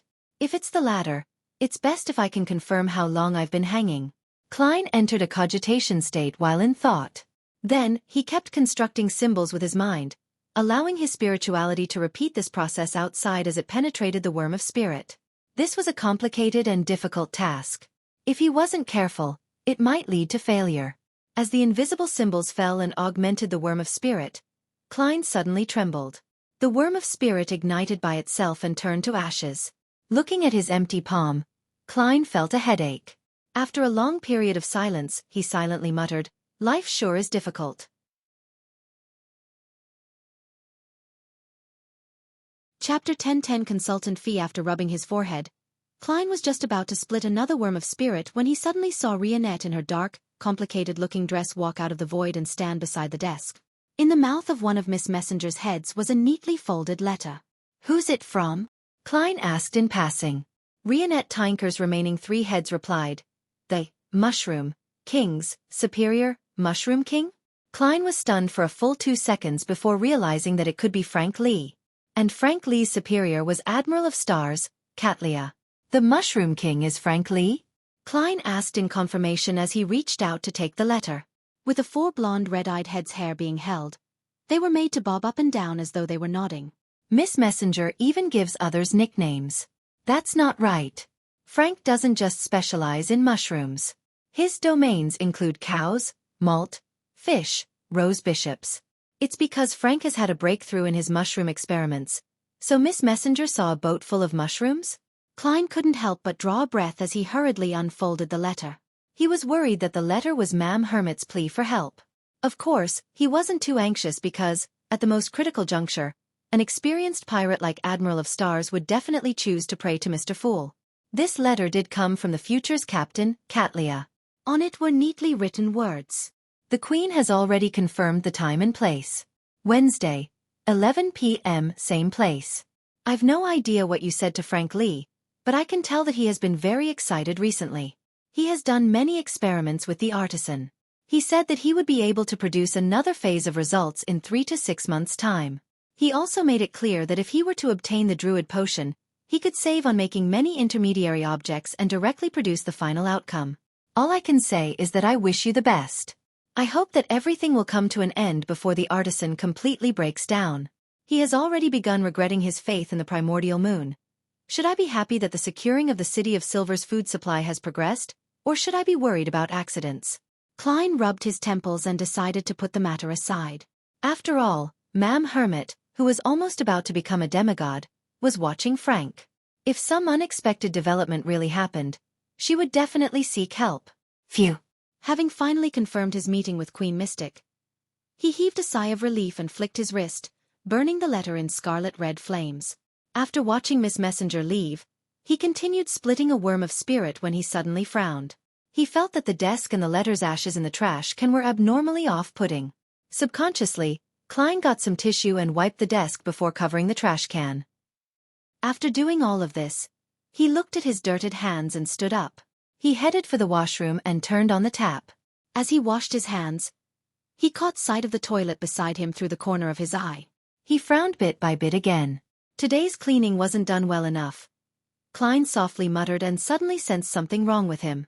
Amidst his thoughts, his spiritual intuition quickly explained why he was feeling this way. This was a side effect of using Death Knell. As he had already become a demigod, allowing him to have a qualitative change in his spirit body and attain godhood, the corresponding negative effects had been reduced by more than 90%. The terrifying weakness of germophobia ended up becoming a trait of cleanliness OCD. Likewise, the period of weakness dropped from 6 hours to 1 hour, and the thirst that Death Knell gave him was no longer as obvious. Thankfully, Klein heaved a sigh of relief as he skillfully pulled out the toilet brush from the side. 11 in the evening, above the gray fog, due to Emlyn White's request, all the members who had involved themselves in the punishment operation, Justice, the Star, Judgment, the Magician, and the Hanged Man appeared inside the ancient magnificent palace. These are all the spoils of war. Emlyn threw 3,000 pounds that he had just sacrificed in the middle of the table and explained. One of the mystical items was Oath of Rose. It's a paired ring, allowing the wearers to be able to share their senses and thoughts with one another within a normal-sized city regardless of the distance. It's very valuable, but only one of the rings was acquired. It would spell danger for anyone who takes it. Therefore, I handed it over to the sanguine upper echelons and received 3,000 pounds in return. He originally thought of keeping the 3,000 pounds as his spoils of war, but he decided that it was better to sacrifice it and make it be one of the options. After a pause, Emlyn introduced the other items, listing their uses and negative side effects. He had even added more to the description knowledge stemmed from his penchant for sanguine history, and some shared by Ernst Boyar under Father Utravsky's watch. He is doing it with the intent of flaunting. Otherwise, with Mr. Moon's character, he wouldn't say so much. Oh, the reason for him being relaxed is due to Mr. Fool's absence. Audrey watched as a bystander without saying which item she wanted. Alger glanced at the spoils of war and said to Emlyn, "Have you met the sanguine upper echelons? Has the hunting of the key members of the Rose School of Thought been confirmed?" "Pretty much. I've also established contact with a member from the Temperance faction. However, he wishes to carry out the operation after September." Emlyn didn't hide the truth, believing that Mr. Hanged Man could provide useful pointers. Indeed, Alger nodded and asked, "It has to be after September." This means that they are waiting for something that will drastically change the situation. Klein, who was waiting for the mini-gathering to end somewhere else in the ancient palace, suspected that it had something to do with Miss Sharon's advancement when he heard that. According to Miss Sharon, she should have been able to attempt the demigod ritual in July. Don't tell me that this ritual will last at least a month? If that's the case, it's quite different from the other pathways. Klein had a theory he wasn't too sure about. Possibly. Emlyn thought for a while before agreeing with Mr. Hanged Man's words. Following that, he surveyed the area and said with a smile, "You can begin choosing." Audrey had Mr. World's promised fate siphon charm, and Leonard had obtained the corresponding rewards from Old Man Palez. They appeared rather calm with the spoils of war offered by the Sanguine Viscount. None of them rushed to speak as they politely waited for the others to go first. In addition, they had either experienced an angel-level battle in person or witnessed the horror brought about by Amon's avatars. Furthermore, they had confirmed that the Tarot Club contained potent forces, and they were suffering from some level of mental fatigue. Zio looked to her right before looking forward. Seeing everyone being so modest, she broke the silence. "I was involved in a very simple part of this and didn't take much of a risk. Furthermore, Mr. Moon has already paid 60 pounds in advance. I'll just take the cash in the wallet." As she spoke, she took the handcrafted wallet, took out the cash, and counted it. 335 pounds. Emlyn surveyed the area and nodded when no one objected. "Okay." As for the handcrafted wallet, Zio threw it in the middle of the table and returned it to Mr. Moon to handle it himself. With Zio taking the lead, Furs said. I only lent out Lamino's travels and didn't take on any risks. I'll take that moon paper figurine. Compared to the mystical items, such expendable Beyonder items were relatively lower in value. However, to the magician herself, she wouldn't have selected a mystical item even if she was qualified. This was because she could hire the corresponding member to record it if she needed a particular power of the mystical item. As for moon paper figurine, an expendable item that could take a fatal blow and psychic piercing once, it couldn't be recorded. It was definitely the first choice for someone who feared for her life. After saying that, she waited for a moment. Only when no one objected did she take the moon paper figurine. Emlyn then cast his gaze at Miss Justice. Leonard extended his hand and said with a smile, "Ladies first." Audrey didn't decline the offer as she swept her gaze across the items on the table. She pointed at the diamond brooch and said with a smile, "I'll take this." She had heard Mr. Moon mention that its name was Alcohol Nemesis. It kept the wearer brimming with energy with lucidity in their thoughts, giving them resistance to influences on the body of heart and mind. Thankfully, I had first used bribe charm to be safe, and with Ern still being in a half-conscious state after waking up from the dream, I wouldn't have been able to hypnotize him. This item is also useful to me. At the very least, it will give me another layer of protection when facing the higher-level members of the Psychology Alchemists. I don't have to worry about the negative effects if I don't always wear it. Audrey thought thankfully as she retracted her gaze from the diamond brooch in satisfaction. After the selection, Emlyn didn't give Leonard the chance to speak as he directly said, "This moon sash is yours." From his point of view, the moon sash was worth more than £5,000, something more valuable than the £3,000 in cash. Actually, I was leaning towards taking the £3,000. I have to buy the Word of the Sea, and the price is still £10,000 after Klein gave a discount. After spending that, I'll only have £650 in savings. Leonard ultimately didn't reject it as he nodded. Okay. Emlyn finished distributing the spoils of war and picked up the remaining £3,000 in cash. He then split a stack and pushed it to the side. "Mr. Hanged Man, this is your payment. £1,000. You should call it the consultation fee." Without Mr. Fool present, Furs was also a lot more relaxed. Alger didn't stand on ceremony as he nodded, reaching out to take the stack of cash. "The compensation for the carriage driver will also be borne by me." Emlyn surveyed the area in a rather good mood. 11 p.m. on Wednesday, at the south entrance of the Backland Bridge. A figure quickly phased into existence in the night sky, with one hand on his hat and the other hand by his buttons. He had black hair, brown eyes, and sharp facial features. This strongest adventurer with the cold expression was none other than Gehrman Sparrow.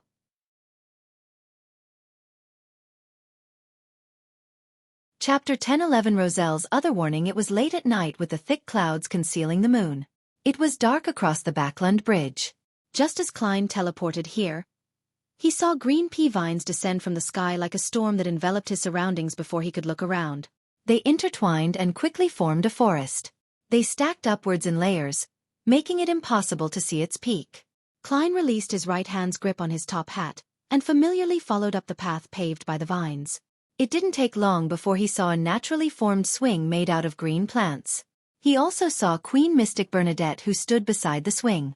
This eldest daughter of Emperor Roselle had a head of long chestnut hair. She wore a blouse with laced flowers that formed a bow tie. She matched it with a gray dress that went past her knees and a pair of Wellington leather boots. She also wore a bonnet with a hanging black fishnet. "You've grown faster than I had imagined." Bernadette's blue eyes behind the black fishnet reflected Gehrman Sparrow's figure. Klein replied without any change in expression, "Praise Mr. Fool." As he said that, he inwardly lampooned, "This is what it means to strive to be stronger, relying on oneself rather than on others." Queen Mystic nodded slightly as she said with a gentle but emotionless voice, "I know why you want to see me." Without waiting for Klein to say a word, she tilted her head slightly and looked at the vine swing beside her. She said in a tone as calm as a lake that had countless undercurrents beneath it, "I feel that he hasn't really perished completely. Does that mean you believe that Emperor Roselle hasn't died completely? He lives somewhere in this world, with a chance for him to return?" Klein didn't expect to hear such a straightforward and sensational words right at the beginning of their conversation.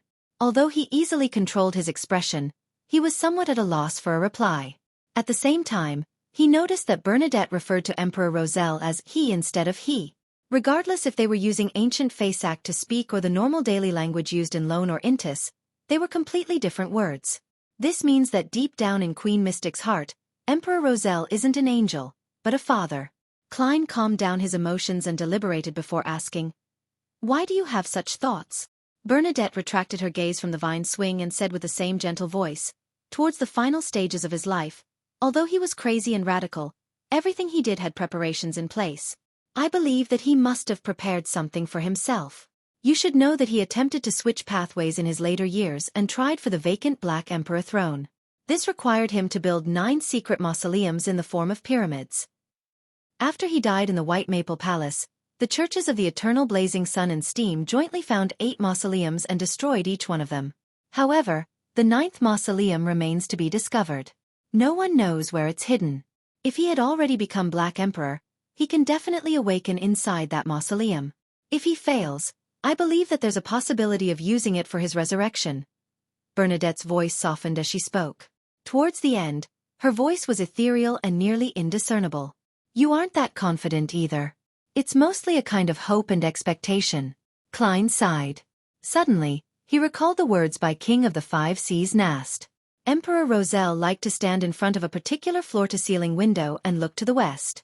From Roselle's diary, Klein knew that he had discovered the abyss's entrance in the fog sea west of Intis. There, he had found a primitive island and believed that it was filled with oddities and was worth exploring. Could it be that Emperor Roselle built the last secret mausoleum in the abyss or on that primitive island? Klein thought for a moment before smiling. "You seem to understand the Black Emperor pathway very well." He suspected that Emperor Roselle had left the Black Emperor card as a bookmark and had used Bernadette's name in ancient Fasak as the activation incantation because he partially wanted to inform his daughter of the corresponding ritual.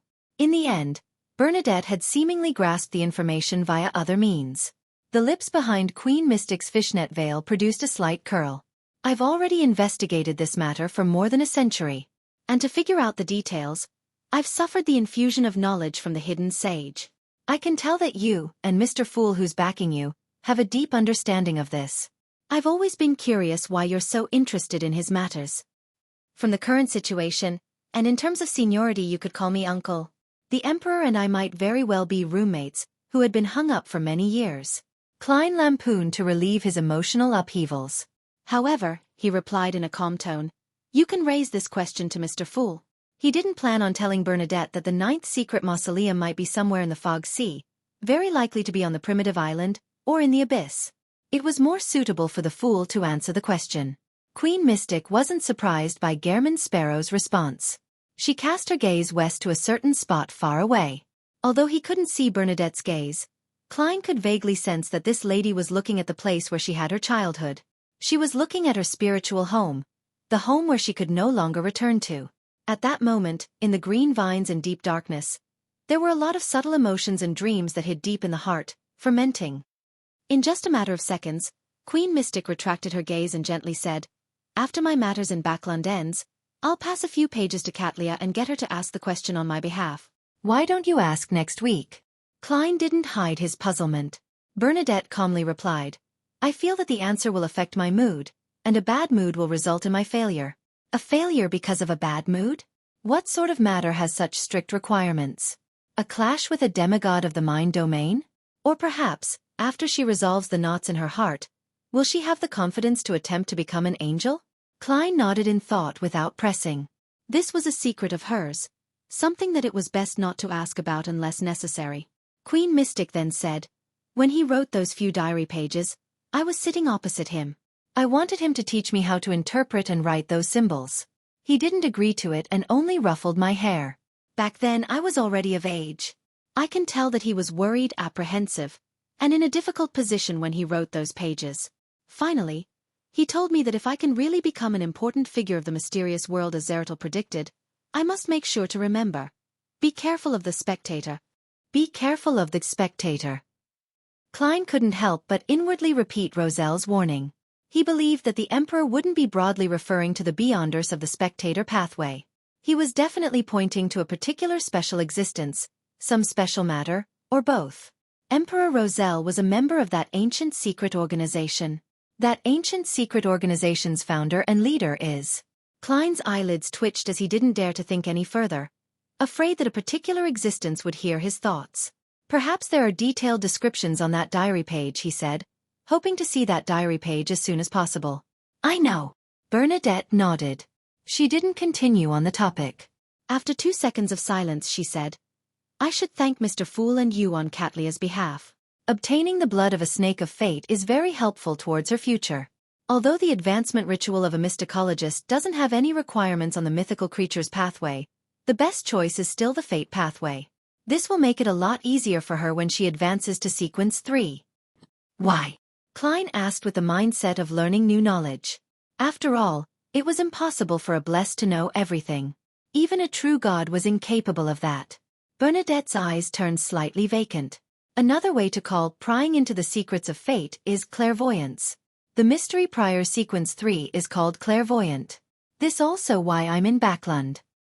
Due to a particular future prediction? Klein mused, having a guess and some level of enlightenment. Many pathways seem to have the ability of clairvoyance. The corners of Queen Mystic's mouth curled up slightly as she sighed and said, in ancient times, many Beyonder creatures believed that gathering similar powers would lead to a qualitative change and breakthrough, but all of them went mad without exception or lost control. Only after the first blasphemy slate appeared did all creatures realize that balance, the kind of balance needed to walk on the edge of a cliff, was key to the path of extraordinariness. Therefore, a domain's powers can be scattered across many pathways, concentrating on a few main pathways while the other pathways share the remnants? A negative example is the King of the North from Grozel's travels, Ulyssin. Klein fell into a deep thought without pressing. After a while, Queen Mystic broke the silence. If you have nothing else, let's end it here today. Klein thought for a moment before saying, all right, if you need any help, you can find me through Admiral of Stars. Bernadette nodded gently as her figure suddenly turned transparent before turning into a cluster of bubbles. The bubbles scattered and flew off before vanishing immediately. The dark green pea vines retracted and vanished into the night. Klein seemed to be held by an invisible hand as he landed gently on the Backlund Bridge. He reached out his hand to press his top hat and surveyed his surroundings. There were rows of houses lining the banks, emitting faint yellow lights. Amidst the gushing sound of the surging river and the darkness of the night, everything appeared serene, silent, warm and peaceful. I hope none of this will be destroyed. Klein sighed as his figure quickly turned transparent and faded away.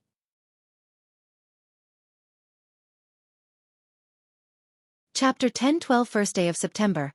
Dear Mr. Isaac, ever since September was ushered in, Backlund's temperature has been dropping day after day. Recently, the elderly can already be seen wearing gloves when outdoors. Just like last year, the smog has begun to envelop the city. This would happen 1 to 2 days a week, or even more. Clearly, the environmental measures governing air pollution aren't something that can be resolved in a year or two. It will take at least 5 years. Something that should be worth being happy about is that the pungent smell in the air has already lessened significantly. My sanguine friend is very pleased with such weather. Another delightful change is that more and more students, postmen, and technical workers have bought bikes. The number of carriages on the streets has decreased, implying that the smell of horse feces and the stench it brings is no longer the main pollutant in Backlund's air. Of course, they still occupy a rather important position. As you know, those ladies and gentlemen who think highly of their standing wouldn't casually lower their own standards of one. However, based on my observations, their kids are gradually having a growing interest in bikes. I've been leading a normal life during this period of time.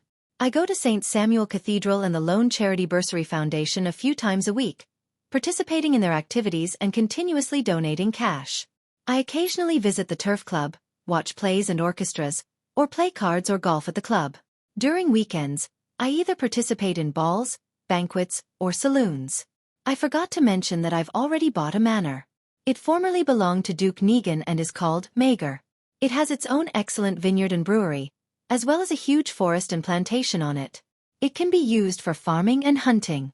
Its main building has a huge rectangular shape with 4 stories.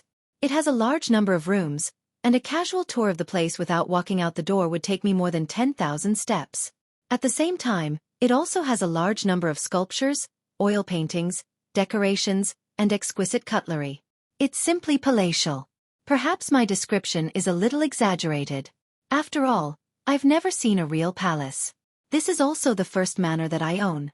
I still remember my time in Tianjin. I lived in a rental apartment with only 2 bedrooms with my brother and sister. Every day, we slept to the smell of coal.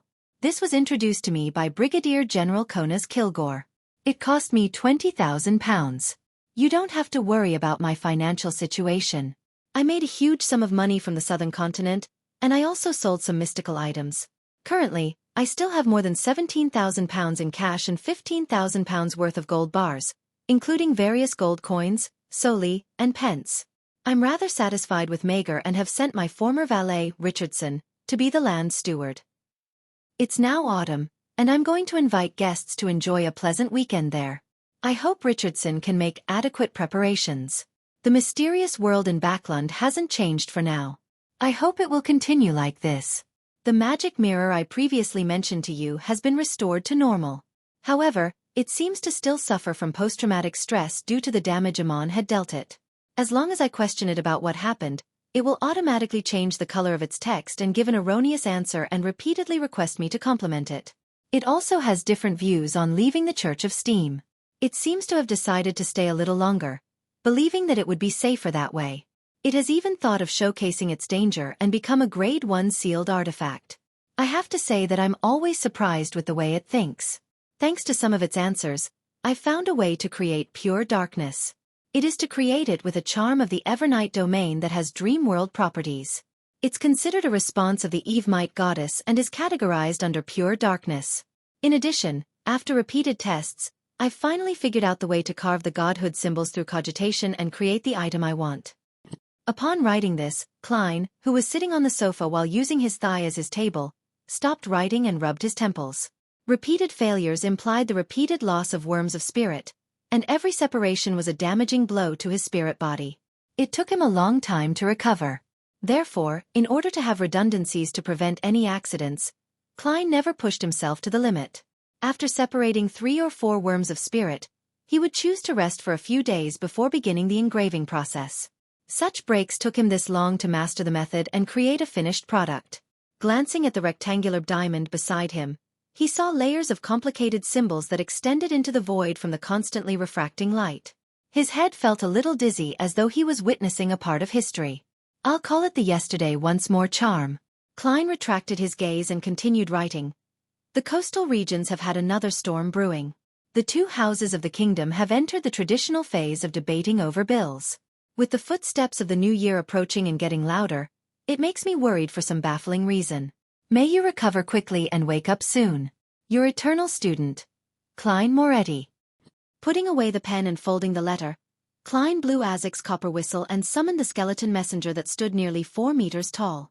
Unlike before, this messenger had only shown its head and 1 arm. The rest were beneath the floorboards on the 2nd floor. This made it appear significantly shorter than Klein. After all, I'm now barely considered a blessed of death. Klein handed the letter to the messenger as he watched it crumble into bones, gushing down into the ground like a waterfall. After doing this, he picked up the yesterday once more charm on the armrest. This was his first successful product, and he planned on using it first. After all, making it again was easy now that he had the experience. As for whether borrowing strength from his historical self posed any dangers, Klein had already performed a divination above the grey fog ahead of time.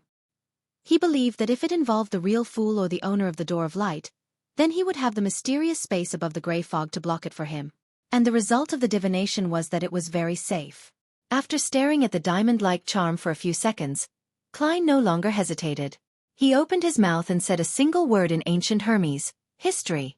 He had attempted it in the real world and not above the grey fog because he was worried that the mysterious world would sever the connection to the past. Amidst the echoing of the jarring word, Klein injected his spirituality into the yesterday once more charm. Light that appeared like scattered fur lit up, illuminating the surroundings with bright and pure light. Vaguely, a scene flashed past Klein's eyes. It was him dancing leisurely with Daily Simone beside Nsangwil's corpse. It was the grey-side-burned and exceedingly handsome Dwayne Dantes. It was Gehrman Sparrow pressing down on his top hat while landing on the black tulip thanks to the blessings of the wind. It was the Sherlock Moriarty who struggled during the descent of the meteor. It was Klein Moretti who summoned sunlight when he heard the baby's cry in the Blackthorn Security Company. It was the pale university graduate who raised the revolver and aimed it at his temple. Beyond this, all the scenes vanished. All that was left was the grayish-white fog. And only when the powers of the charm were exhausted did Klein find himself at the end of that fog. Indeed, my transmigration is related to the gray fog, that mysterious space, and that strange door of light. This basically verifies it. I was sleeping in a cocoon in the past, hanging above the door of light. I've no idea how long I was in that state. Compared to his first time seeing the door of light, Klein, who had made the confirmation, remained calm as though he had long expected it. Phew. Next, I'll make 2 yesterday once more charms for Will. This charm isn't of much use to me. I won't be visiting him this week. It will incur suspicion if I feed him ice cream every week. Their maid is already looking at me in an odd way. Also, since I've mastered the cogitation engraving method of the godhood symbol, I can bring forward the creation of the extraordinary bullets made with the worms of time. Yes, Leonard said that he will be visiting Tingen in the next few days. Let's see if the power of the mutated sun's sacred emblem can be stolen. Klein rubbed his forehead and left the sofa. At a previous tarot gathering, Leonard had already informed him of the 4 types of godhood symbols and magical labels he learned from Palez Zoroast. They came from the Marauder domain, and it was said that one of them was capable of misdirecting the enemy, making them make errors in judgment. Another was to steal 3 Beyonder powers that the target had formerly used, beginning with the most recent power. The third would cause the enemy to lose plenty of vitality if the enemy could be affected by it, making them enter an aged state. Finally, one of them could create worms of time that didn't live long. They would secretly parasitize the target's body and allow the charm user to control them. Among the 7 remaining worms of time that Klein had, he had already made 3 into Fate Siphon charms and had given Miss Justice 1 and kept 2. This also meant that he still had 4 worms of time, allowing him to try out each of the 4 effects. Of course, his intuition told him that the chances of a successful product weren't guaranteed. As for Leonard's 2 worms of time, one had been made into a Fate Siphon charm. He had followed the World Gairman Sparrow's instructions to pray to Mr. Fool and had received a reply. The other relied on Palez Zoroast's help to create a parasite charm. After busying himself with a series of tasks, it was evening. Klein had 5 successes and 1 failure. He obtained 2 yesterday once more charms, 1 parasite bullet, a deceit bullet, and a deprivation bullet. The only failure was the aging bullet, seemingly due to the inability to use sufficient powers from the mysterious space above the gray fog. Looking at the 3 similar-looking bullets that were a mix of transparency or translucency, Klein heaved a sigh of relief. He took out Death Knell and loaded the bullet. In the revolver were 3 of his control spirit bullets. After clearing the altar, he walked out of the room and headed for the 2nd floor. Upon entering the dining hall, he said to butler Walter, who was waiting for him, "Invite the guests to a hunting trip over the weekend in the city outskirts using the name list." "Yes, sir." Walter was already prepared for this, remaining stem and serious. Tingen City, 36 Zutland Street. Leonard got off the carriage as he looked at a newly built building with a mixed expression. He momentarily forgot to enter.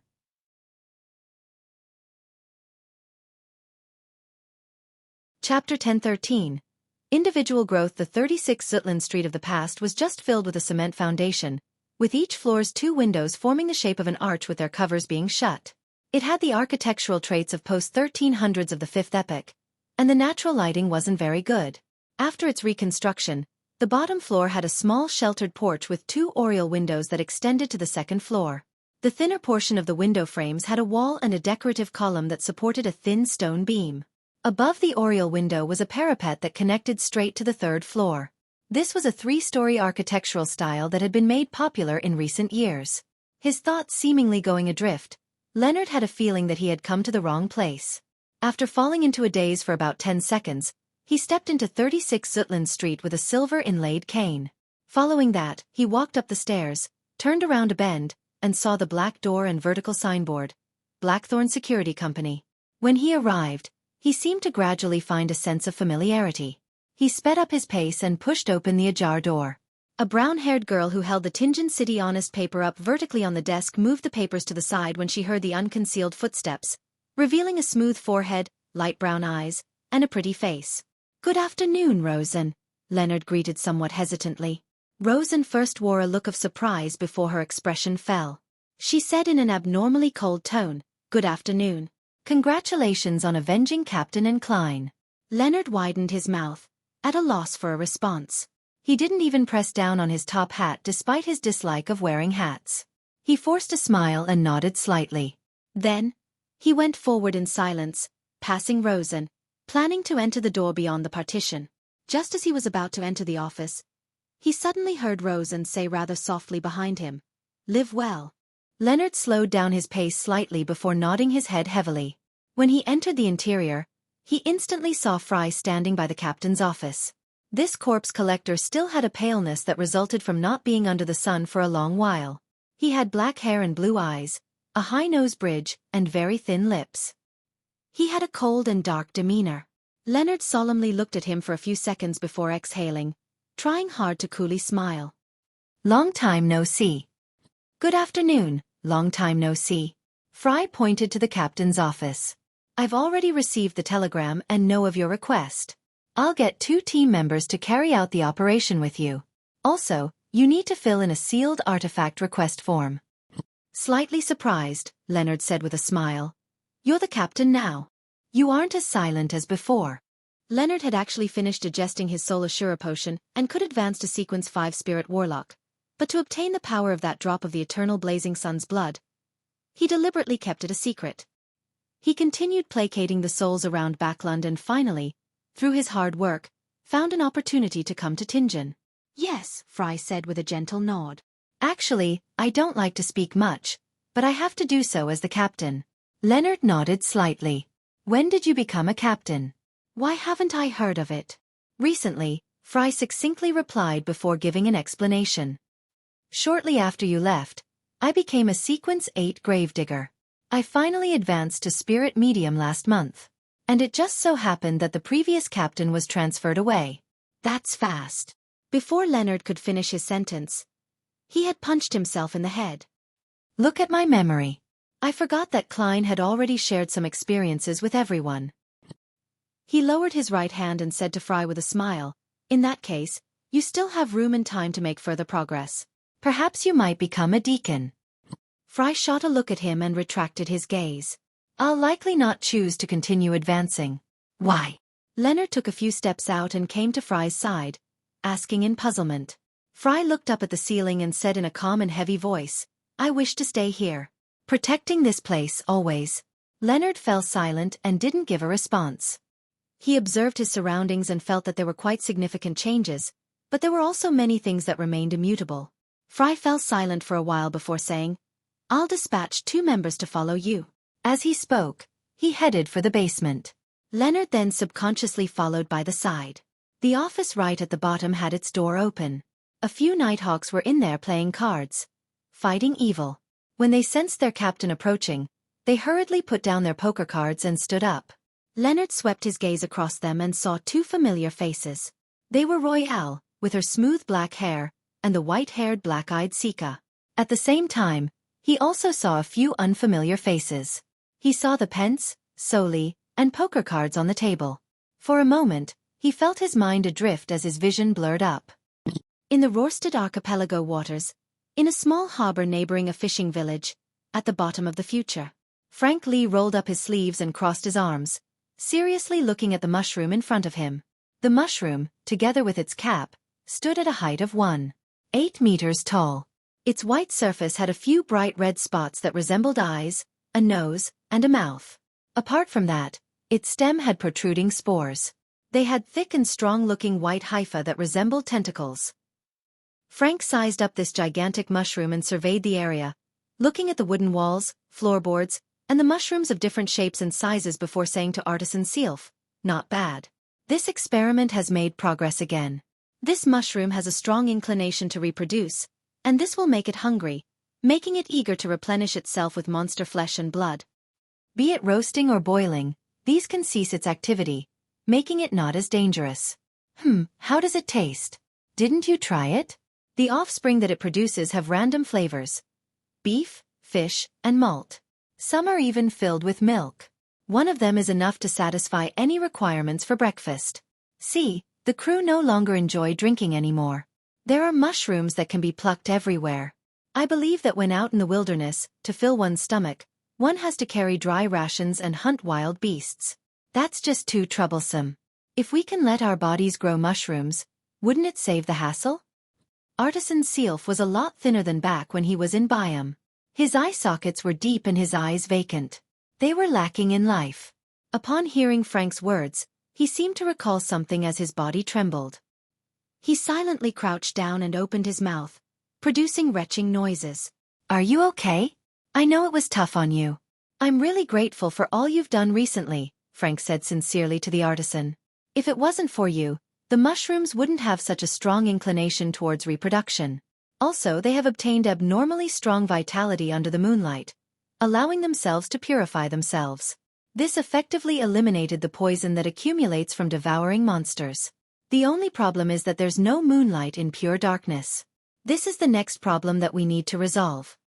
Sealf didn't say a word. After he finished vomiting, he immediately stood up and turned to rush outside. However, a thick and strong white heifer reached out and pulled him back. Return my mystical items to me. I want to die with these mushrooms. He yelled frantically, his voice softening as his mouth was covered. At this moment, green vines rapidly retreated from a certain spot of the fishing village, as though it was growing in reverse. Katlia walked out of it, her eyes dark purple with some silver hints to them. Her ears continued resounding with the illusory ravings of the hidden sage. However, she no longer found it terrifying. She didn't find it unacceptable like before. Wherever she looked, there were countless indescribable figures looking as if they were shadows stacked upon each other, like an invisible gaze that was cast over from an unknown location. Compared to the past, she could already see the unknown existence hidden behind the curtains. She could see the moons high up in the sky that were of different colors. They were either blood red, silver, dark brown, or ghostly blue, resembling eyes that looked down upon the land. Katlia's mind hummed as she hurriedly retracted her gaze, afraid to look further. She had already dissected the snake of fate's blood and completed the ritual. Through that, she had obtained godhood, becoming a sequence 4 mysticologist of the mystery prior pathway. However, she remembered the Queen's warning. Among all the sequence 4 beyonders of the 22 pathways, mysticologist was the job that encountered danger the easiest. It was because they often saw things that they shouldn't see, hear things they shouldn't hear, and be aware of secrets they shouldn't be aware of. Therefore, a mysticologist needed to know how to curb their curiosity and control their respective actions in order to live long. Removing the heavy glasses she hung on her clothes, Katlia wore it, but all the various things she saw in the real world didn't vanish. She curled her lips in satisfaction in a self-deprecating manner. She knew that the item could no longer seal her ability of prying into secrets. She closed her eyes before opening them. Her eyes had turned black, no longer having the mysterious dark purple and silver hues. Phew! Katlia heaved a sigh of relief and slowly walked to the future as though she had simply gone out for a stroll. She didn't wish to announce her becoming a demigod, and she had no intention of quickly becoming the 5th royal over the seas. To her, this was a trump card in this dangerous world, one that she had to keep close to her chest. South of the bridge, Rose Street. The carriage that Emlyn was on drove down the street when he saw the blurry figure in a white shirt and black vest with slightly messy hair appear opposite him. It was that wraith-like young man. "Long time no see, Mr. Marek," Emlyn said with an unsurprised smile. Marek nodded slightly. "I'm here to tell you that we've already made the preparations. We can discuss the actual operation."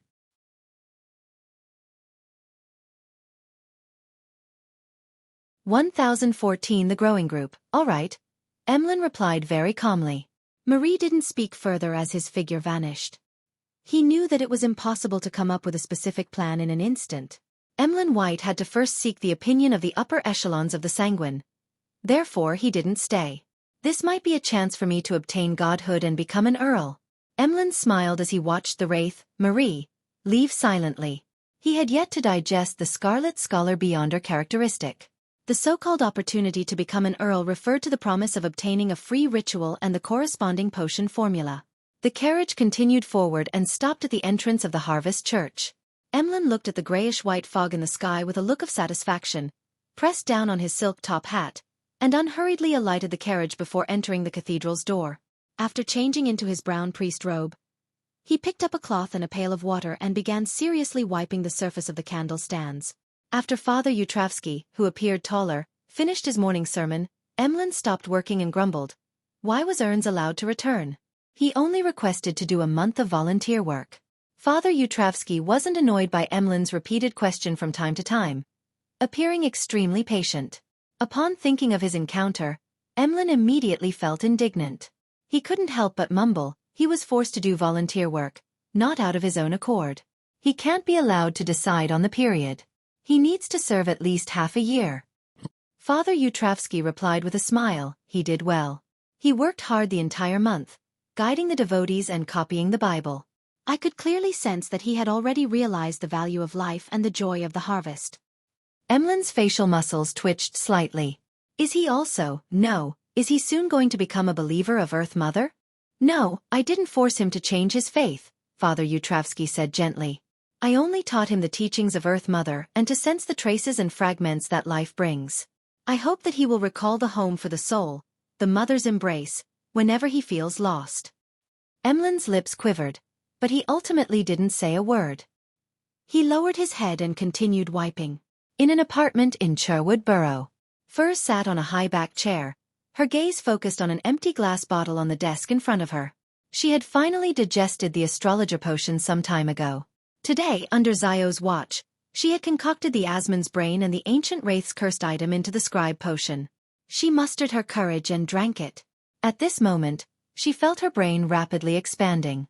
The grand folds and white matter rapidly increased as her body gradually blurred, separating into individual cells. Those cells formed a haloed door that circled her brain. Furs subtly heard the familiar ravings, but they were indistinct and blurry, preventing her from identifying the exact words at all. To the experienced her, it didn't affect her in any way. After an unknown period of time, Furs finally regained control over her brain and cells and could sense her body's existence. Almost at the same time, a large amount of knowledge resonated in her mind, making her understand how to use the powers of a scribe. The mutated brain reproduced the beyonder powers used by the target before driving a portion of the vitalized cells to form corresponding symbols, patterns, and labels for complete storage. This was I came, I saw, I record, which used one's soul as a pen and one's spirit body as the paper. At present, I can only record one beyonder power that has the influence of godhood. The higher the target sequence, the higher the chances of my failure. Even targeted at sequence 4, one might not be able to succeed even once in 10 attempts. I can record 8 sequence 5 and 6 beyonder powers, and the effects are half of the original. I can record 20 sequence 7 to sequence 9 beyonder powers with their effects being almost like the original. When the potion is digested further, I'll enjoy an enhancement in all these aspects. Furs concluded the knowledge and her experiences before silently muttering to herself. This appeared to overlap with Lamino's travels, but Furs felt that no one would ever find having too many beyonder powers being excessive. Besides, the two were complementary.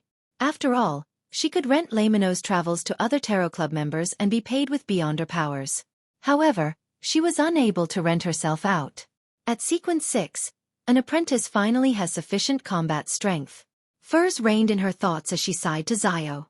She then took a pen and paper and began writing a letter. Dear teacher, I'm very pleased to inform you that I've finally become a scribe.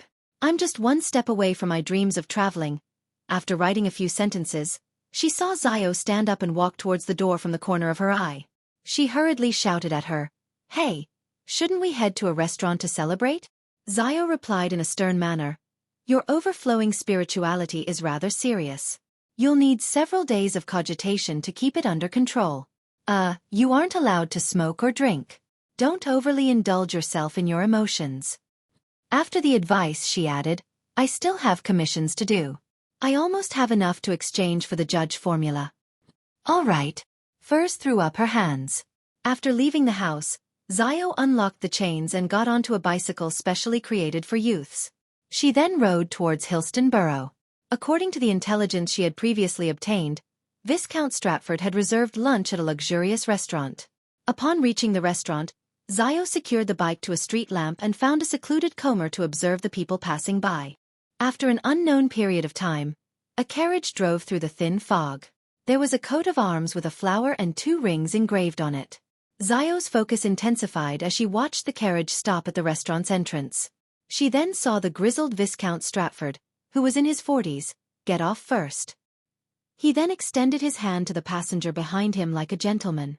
It was a lady draped in a dark red cloak. Zio couldn't see the lady's face and only noticed that the lady's jaw was soft and her skin fair. On the Blue Avenger at the Northern Sonia Sea. Alger Wilson's feet left the ground as he floated behind the window of the captain's cabin. He stared at the deck and distant waves outside. Having already digested a portion of the ocean songster potion, he had reported to the Church of Storms 2 weeks ago and had accumulated enough contribution points to obtain a wind-blessed potion and successfully consumed it. This also meant that he was officially a Sequence 6. Of course, he had to redigest the wind-blessed potion, but that wasn't too difficult. The biggest problem is that the commotion created from digesting the ocean songster is too obvious. I should have bought that Word of the Sea and blamed the singing on it every time. Alger sighed silently, but he didn't feel too much regret. This was because even if he wanted to buy it back then, he didn't have the money for it. Furthermore, he had figured out the way to digest the ocean songster potion.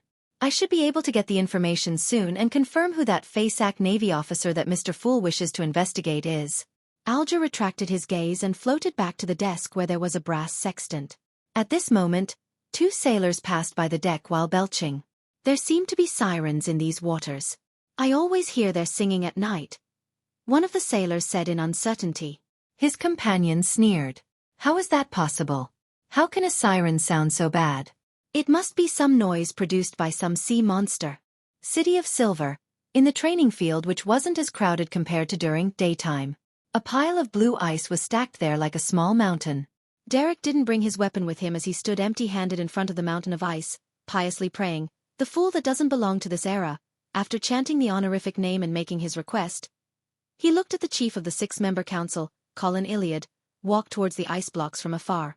Colin, with 2 swords on his back, carried a bottle of light-emitting and hot golden liquid. He watched as Derek exerted his strength to enter the ice block and bury himself inside completely without leaving a single crack. A deep and hazy darkness descended. Even with the lightning streaking across the sky, it was unable to illuminate the interior. In the blink of an eye, an indescribable surge appeared as though pairs of eyes were cast over from the depths of the darkness. Colin Iliad could clearly sense that Derek was in a deep slumber. Even though Derek was being frozen in ice that normally didn't melt and his body was trembling, he didn't wake up. Without any hesitation, he threw the potion bottle ahead of him. A wraith-like transparent figure floated above and enveloped it. This figure passed through the blue ice and came to the cramped space where Derek was. It took out the potion and placed it by Derek's mouth. Just as this action was done, it immediately retreated and left the ice blocks. Whoosh! Colin Iliad suddenly drew his sword and cleaved behind him to his right. A monster, whose rotting body was covered in eyes, burst out into yellow pus. It wasn't known where it came from. At this moment, Colin saw a radiant light emerge from the pile of blue ice. They scattered pure light, with a burning intensity, warmth, brightness, and vitality that was different from the surrounding lightning. This filled Colin's eyes as if the light had come from the Dark Ages. This City of Silver chief watched intently and was motionless for a long time until another monster emerged from the darkness. In the ancient palace above the fog. Little Sun is at Sequence 5 too. Klein heaved a sigh of relief as he cast his eyes at the crimson star representing the sun and cast it to another star. That signified Miss Justice. Over the past month or so, she had completed many of the Psychology Alchemist's missions and had exchanged her contribution for the Dreamwalker's potion formula. This also meant that she was about to meet Vin Rambus again.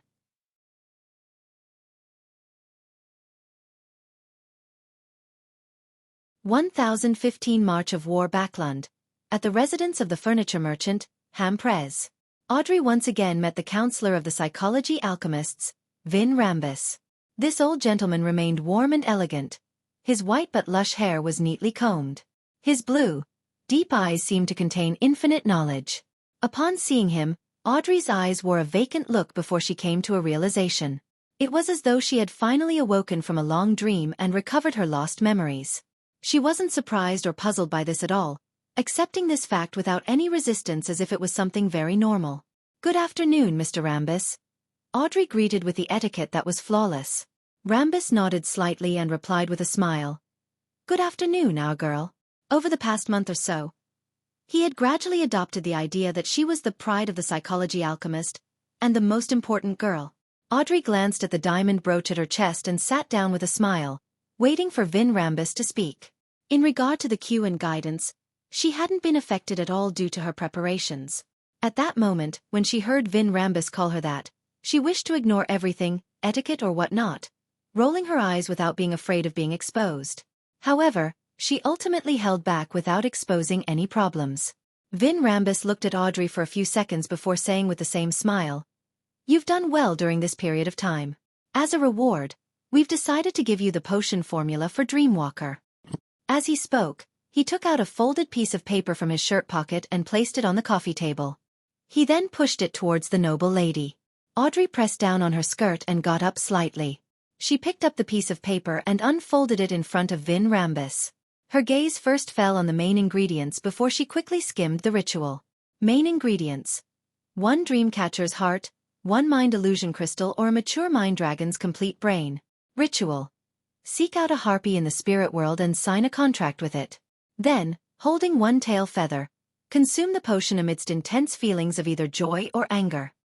As though sensing Audrey's puzzlement, Vin Rambus explained with a smile, "A harpy has the ability to give nightmares.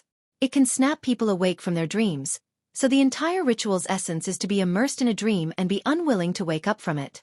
Get pulled out of the dream via an external force, or else you might sleep forever or lose control and turn into a monster." Audrey nodded in thought. "The requirement to consume the potion amidst intense feelings is to prevent myself from sleeping too soundly and deeply?" "Yes, you've already grasped the crux of the matter," Vin Rambus said with a smile.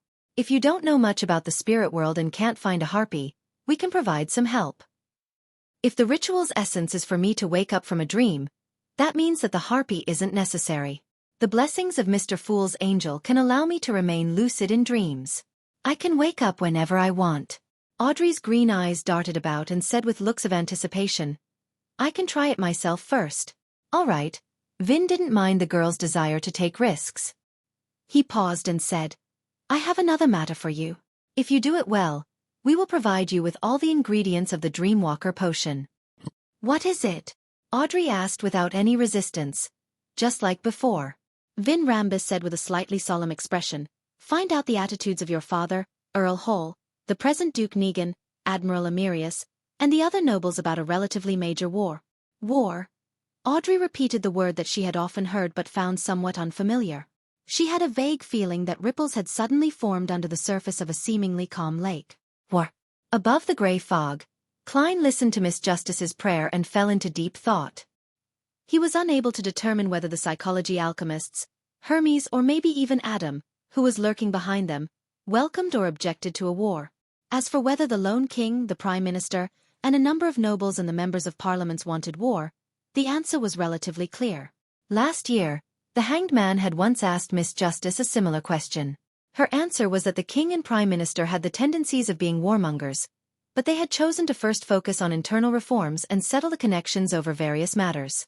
Now, about a year had passed and all the policies that had been implemented were on track. In other words, it was time to start a war to snatch back the interests which Lone had lost in East Balam. It's a revolutionary era.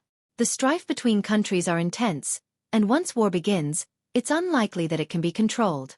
Furthermore, Adam, Amon, and the other kings of angels have appeared one after another, have already retrieved key items, or are seeking breakthroughs. A storm is about to descend on the mysterious world, and danger is lurking. Klein sighed and returned to the real world. The next day, he first went to St. Samuel Cathedral to pray according to his schedule and donated tens of pounds. Following that, he went to 22 Phelps Street, planning to participate in some of the business of the Lone Charity Bursary Foundation. The moment he stepped inside, Klein saw Miss Audrey Hall and a few of the foundation staff coming down the stairs and walking towards the door. This noble lady was dressed very simply today. Her hair was tied up into a simple bun, and she wore no other accessories. Her dress was light green in color, and her sleeves had a circle of frills. There were no laces or tassels. "Good morning, Miss Audrey." Klein took off his hat as usual and bowed. He then nodded at the staff and greeted them. After Audrey responded, Klein casually asked, "Where are you going?" He knew that Miss Justice's main role in the foundation was to seek donations from the various ladies and gentlemen in high society. Audrey replied with a faint smile, "Visit the various universities and show some concern to the students we helped previously." Having said that, she blinked her eyes as her smile widened. "Mr. Dantes, do you want to go together? Take a look at the children who had the chance of changing their fates due to your ideas and kindness." "Oh, some of them are already young adults." Although Klein had never thought of obtaining anything in return from the Lone Charity Bursary Foundation, he truly wished that these actions could help the target group. Therefore, he was rather concerned about the progress and the actual situation. He nodded with a smile after some hesitation. I have no way of rejecting such an invitation. The group went out the door, and under Miss Audrey's suggestion, they chose an untracked public carriage. After getting into the carriage, Klein, in a gentlemanly-like manner, let Miss Audrey sit down first. Then he sat opposite her and asked with a smile, "You seem to be very used to it?" Audrey looked at the foundation staff beside her and said with a smile, "It's not the first time. It's impossible for us to take my own carriage every time we head out. They have to use public transportation." Upon saying that, she blushed in embarrassment and said, "The first time I was on a public carriage, I took out notes with £1 face value. The lady who collected the money got me to buy a few copies of newspapers before going back to her. Oh, it's cleaner than I imagined. The smell of the air isn't that unbearable either." Klein nodded slightly and said, "This is because the truly poor are unable to take public transport like this. They'd rather walk. Under normal circumstances, they don't have to head out, nor do they go somewhere too far." "Mr. Dantes, you seem to be familiar with such matters?" Although Audrey had guessed the reason, she still asked in front of others. Klein smiled. "Although I've never experienced it directly, I've seen too much of it." Audrey didn't continue on the topic. Instead, she mentioned to the beneficiaries that they were visiting to confirm their education and living conditions. Amidst their idle chat, they arrived at their first destination, Backlund University of Technology. Based on Audrey's identity and Dwayne Dantes' social relations, they met the chancellor of the newly established university directly. He was a resident of 100 Backlund Street, Mr. Portland Moment. This elder had a large build, a ruddy complexion, and a loud voice. Whenever he talked to his neighbor, Dwayne Dantes, and the distinguished Miss Audrey about the university's establishment, he would complain about the Higher Education Commission from time to time. Audrey and Klein listened with a decent smile and occasionally echoed his words. Finally, they found an opportunity to raise the need to begin work. Portland was just about to get his secretary when he suddenly heard someone knock on his office door. "Please come in," the chancellor said loudly. The door opened without a sound. A black-haired, brown-eyed girl entered. She didn't doll herself up and was rather thin. She had nice facial features, and she looked to be 17 or 18. Klein's gaze suddenly deepened before he reined it in. The girl hadn't expected the chancellor's office to have guests. In her anxiety, she hurriedly lowered her head and said, "I'm sorry. It's fine." "They were about to leave anyway," Portland said without minding it. "Have you finished the item I got you to make last week?" "Fies." The girl walked through the door and stood to the side. Portland Moment then smiled at Dwayne Dantes and Audrey. "Her name is Melissa Moretti. She's very talented with machinery. I happened to chance upon her and got her to help in my laboratory. Of course, she can only do some miscellaneous chores for now." "Not bad." The corners of Klein's mouth curled up as he commended her with an obvious smile. Audrey glanced at him and smiled. There are always arrogant people who say that women have no talent in machinery, and this lady has proven them wrong. Portland laughed and shook his head.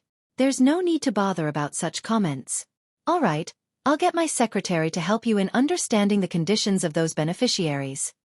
Audrey and Klein didn't stay any longer as they left the office. Once they were out the door, Audrey stole a glance at Dwayne Dantes, but she didn't say a word.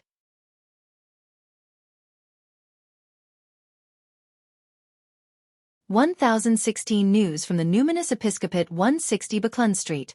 Inside Dwayne Dantes' mansion, Klein stood in front of the floor-to-ceiling windows, watching as the rain began to descend along with the wind. The rain hit the ground and the glass, intersecting to form a mesh. Ever since autumn, Backlund had started to rain again. It brought with it a lingering coldness and humidity. Klein stood there motionless for a long time, watching silently into the distance through the blurry rainy scene, his eyes unfocused. Only when his spiritual perception was triggered did he stop his wandering thoughts and turned his head to the side. Rionette, with the 4 blonde red-eyed heads in her hand, had a letter as she walked out of the void. "Who is it from this time?" Klein asked Miss Messenger out of habit. The last letter he received came from Sharon. The lady had told him that she had successfully completed the ritual and advanced to sequence 4 puppet of the prisoner pathway. Klein first sincerely congratulated her and apologetically informed her that he had already obtained what he needed and didn't need to visit Calderon City in the spirit world anytime soon. Of course, he also indicated that there was a huge secret there that might have something to do with him. He would probably head there one day, and when that time came, if Miss Sharon had the time or was willing, he wished to obtain her support. For Klein, on the one hand, he might have to head there to find the future ingredients he needed for his advancement. On the other hand, he believed that the magical city that involved ancient death, Phoenix ancestor Gregrace, also might contain the method to heal Mr. Azek's incomplete spirit bodies. Even if this death console didn't have the means to advance, he hoped that by doing so, the former didn't need to repeatedly suffer the torment of losing his memories. Of course, Klein had prepared a plan for that. It was to wait until he advanced to Sequence 3 Scholar of Yore. He could prepare more yesterday once more charms for Mr. Azek, or he could imbue him with the corresponding Beyonder powers to speed up the recovery of his memories each time. At that moment, Klein had already received a letter. Rionette Tinker's 4 heads replied one after another, from that undying idiot Patrick Bryan of the Numinous Episcopate's Artificial Death faction. Klein easily understood who Miss Messenger was referring to.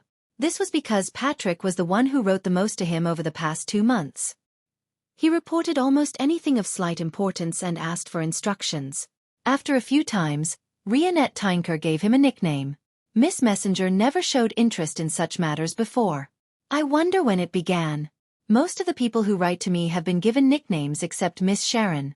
As Klein silently mumbled, he unfurled the letter and gave it a quick scan.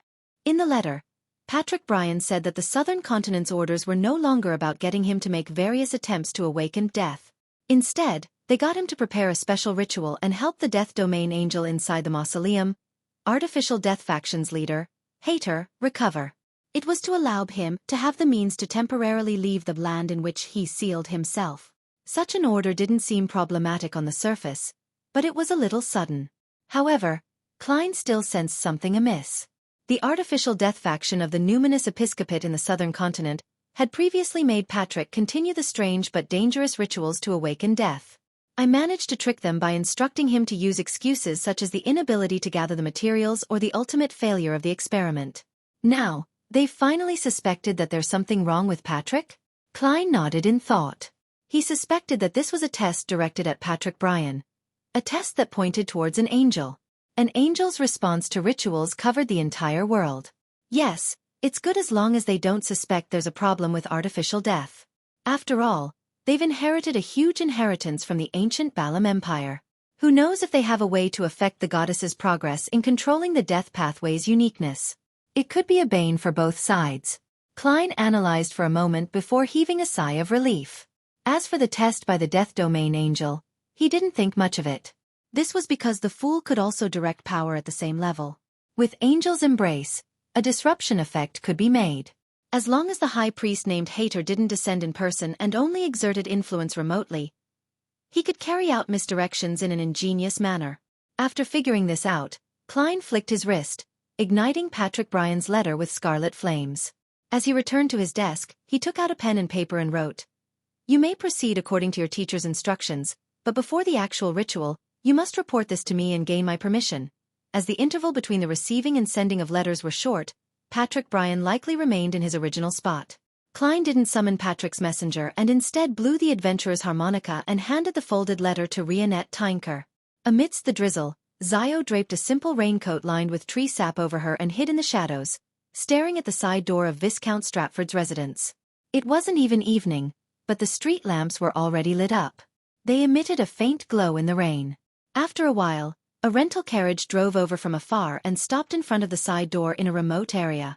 The Viscount's valet that had been hiding immediately ran out, opening an umbrella.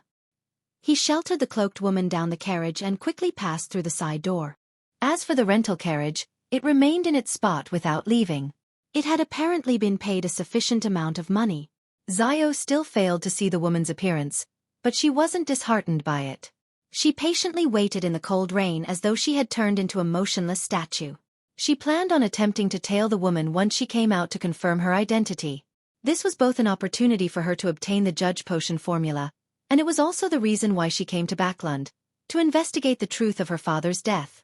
And it was because she was spurred by such motives that Zio had persisted in monitoring Viscount Stratford to this day.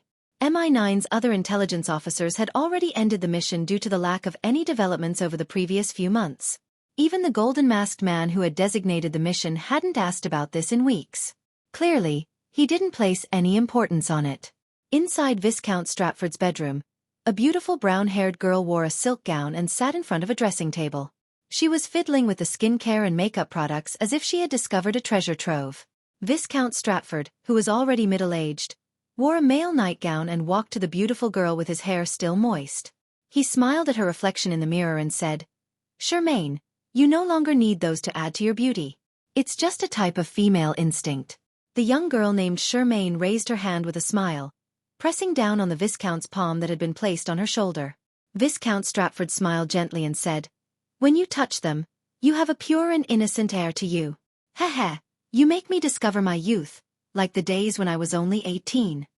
Without waiting for Charmaine's reply, he continued, "My wife had already passed away for years. I always imagined I would live until the Lord beckons for me, but who knew that I would meet you? In a while, when the pressure accumulated in Backlund is relieved, I will find a chance to walk down the wedding aisle to the altar with you." "Wedding? You want to marry me?" Charmaine was taken aback as she asked in disbelief. Viscount Stratford smiled and said, "Meeting you is a gift from the Lord. Although you aren't of noble birth, I've already married once. I don't have to consider such matters anymore. Of course, I'll think of means to raise your standing in society. Yes, I'll first find a merchant to recognize you as his illegitimate daughter." He droned on about his plan until he saw Charmaine's eyes filled with tears in the mirror's reflection. "The most precious thing about you is that you treat me 10 times better than how well I treat you, and you don't hide it." Viscount Stratford smiled as he lowered his head and kissed the top of Charmaine's head. Charmaine opened her mouth, seemingly crying and laughing. Only when the drizzle stopped and night fell did Zio finally wait for the woman in a dark red cloak walk out and board the carriage. After memorizing the carriage's traits, Zio tailed it from afar, using her beyonder powers as a sheriff and the empty streets at night to follow the target simply by walking or running.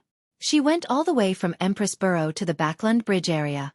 Even with her stamina, she was almost at her limit, but thankfully, the carriage finally came to a stop.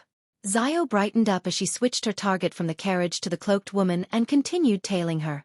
During this process, she was surprised that the woman had very good anti-tracking abilities.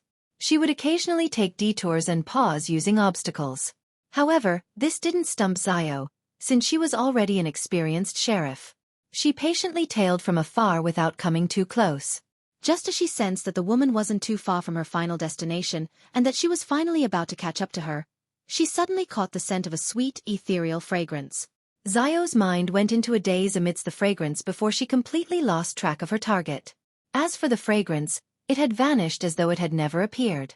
Zio's pupils widened slightly. She didn't dare to search her surroundings for any traces. Inside a rental apartment, Trissy, with a gentle and sweet face that made one unable to resist looking at her, looked at the mirror reflecting Charmaine and said, "You seem to be in a good mood. How was it? This final mission isn't too unacceptable, right? Once you complete it, you can leave Backlund and start your own life." Charmaine was taken aback as her expression turned complicated as though she was disheartened. It was as though she had suddenly snapped out of her dreams. She didn't turn her head as her lips quivered while replying, "He said that he wishes to marry me." Trissy immediately pricked up her brows. "You mustn't believe a man's words during those times. You and I should know this very well. If he really wishes to marry you, he wouldn't be wary of you. He will wish to have a child with you." "Heh, did he do so?" Upon hearing her question, Charmaine's mood turned sullen. Trissy stood up and said with a smile, "I'm not stopping you from pursuing your love. If you wish to turn this temporary mission into a permanent one, you should think about what needs to be done." After ethereally finishing her sentence, she walked to the door and left the rented apartment. While heading down the staircase, Trissy suddenly noticed her shoes. She chuckled and said in a seemingly self-deprecating manner, "Love."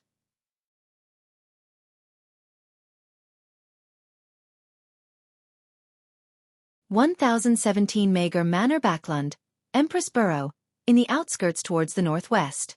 This was a place that needed more than an hour via horse carriage. Mager Manor was built by the side of the Tussock River, so it had beautiful scenery around it with flourishing vegetation within its confines. Strangely enough, Backland's city areas had perennial rain with relatively few sunny days. However, in the outskirts, the clouds tended to be thin, and the sun was always bright. Despite the short distance, the two places had completely different weather. It was most obvious within the northwestern outskirts. It was even a rather famous grape plantation in the northern continent. And by following the Tussock River from this region northwest for another 50 kilometers, one would again encounter weather similar to Backland's city area. Such situations left meteorologists puzzled. They couldn't find any suitable theories to explain the reason. However, Klein had a vague guess. In the Fourth Epoch, this was the capital of the Tudor Trunsoist United Empire. It was also here that Blood Emperor Alista abandoned his humanity and became a crazy deity. Therefore, it was normal that the weather and terrain had changed forever in those very small confines. Leonard Mitchell had once mentioned information about this during one of the free exchanges. Furthermore, as an area with a long history and signs of early human activity, this land of hope buried countless ancient ruins. It was very possible that they could have an influence on the weather. The carriage drove into Mager Manor, passing by the fountain pond and small garden that was surrounded by the main building. Finally, it stopped outside the main door. Just as Klein got off the carriage with butler Walter, he saw the land steward Richardson lead 2 rows of male and female servants by the door, awaiting their employer. Compared to 160 Buckland Street, there were more servants here, but they were mainly lower-class servants. Looking at Richardson wearing a spanking new suit, Klein nodded with a smile. Well done. Without waiting for Richardson to reply, he took off his hat and handed it along with his cane to his valet, Enuni, while asking, "Have you prepared the activity room for the ladies to chat and for men to play cards in?" "Yes, sir." Eve placed poker cards, tarot cards, and some board games. The piano, violins, and other common musical instruments have also been moved inside, Richardson answered eloquently. Klein passed through the door and nodded. Where's the smoking room for the gentlemen? Like the ladies, it's all on the 2nd floor. They're separated by 5 rooms. Richardson didn't need the servants in the manor to remind him. He didn't even need to recall to give an answer. To ensure that his employer's first hunting excursion was flawless, he had taken note of every nitty-gritty detail. Although it exhausted him physically, he was excited mentally. Klein asked about dinner and the guest rooms and confirmed that everything was in place. Before long, he received the first batch of guests after Mager Manor had a change of name, now known as Dante's Manor. Member of Parliament Mocht and his family.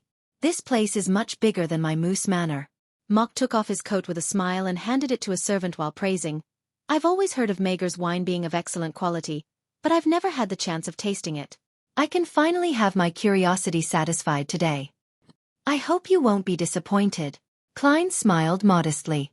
As a famous area for grape plantations in the northern continent, champagne, red wine, and white wine were considered the finest in Backland's northwestern outskirts.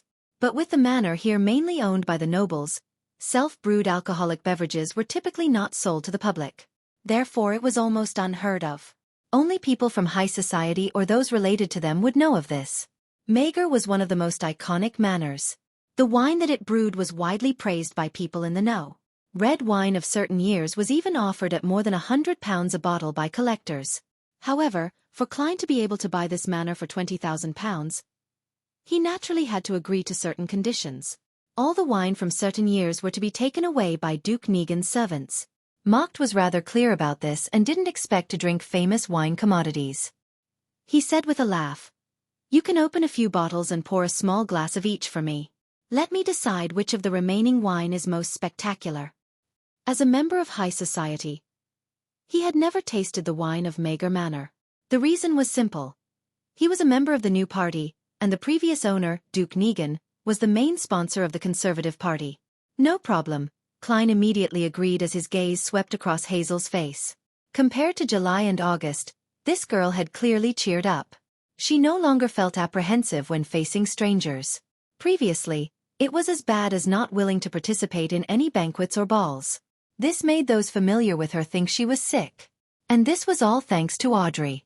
Whenever she met Dwayne Dantes at the Lone Charity Bursary Foundation, she had mentioned that she had recently met Miss Hazel Mocht twice.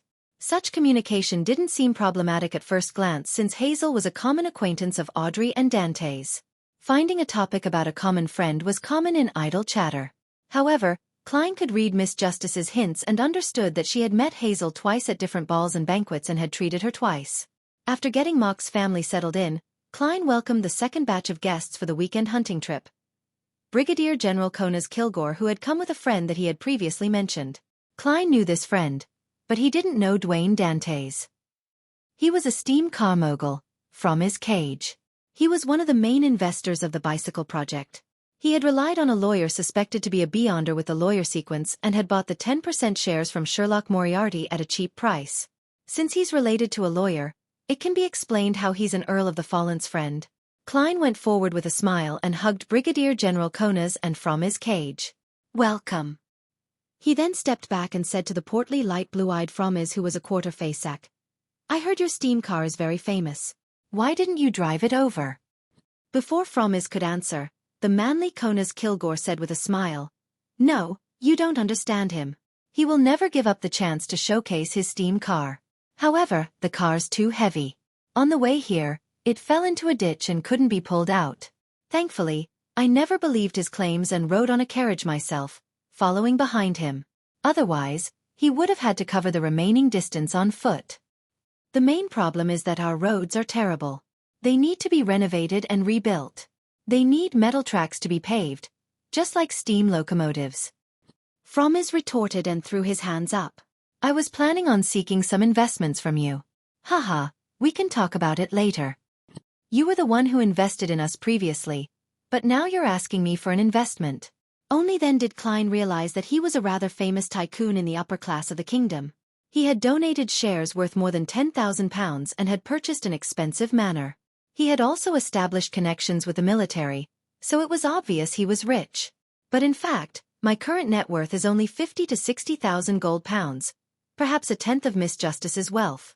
I wonder when I can really become a tycoon with a net worth of £1,000,000. Klein thought in a self-deprecating manner. After some thought he said, "It's fine.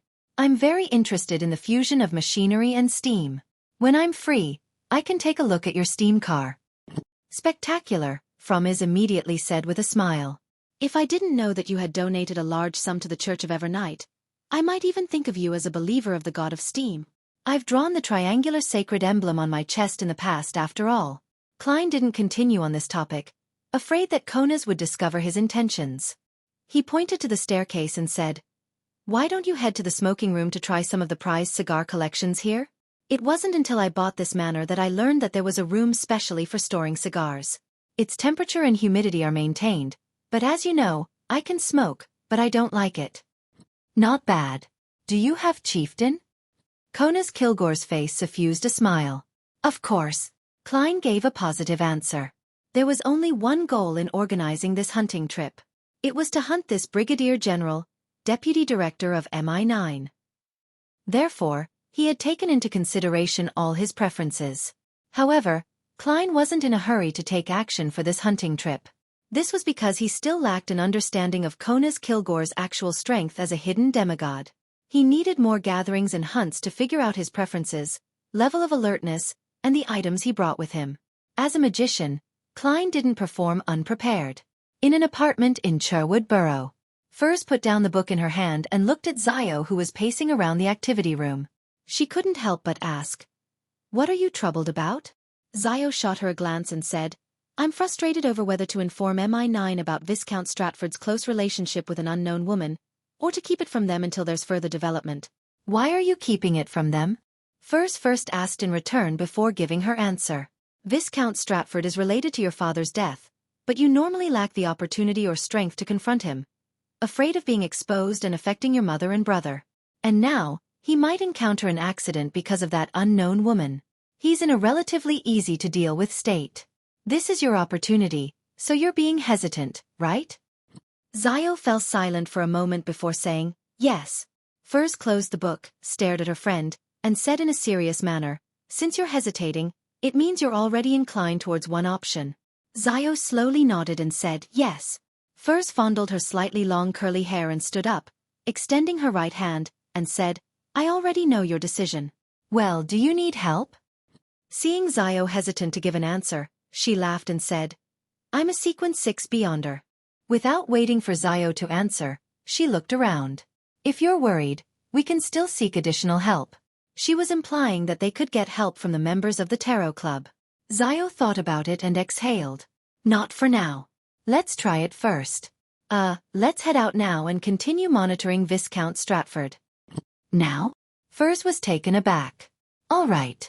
But before that, let me use the crystal ball to do some astromancy to confirm the level of danger. After some work, she held the pure crystal ball in one hand and said, "There's a certain level of danger."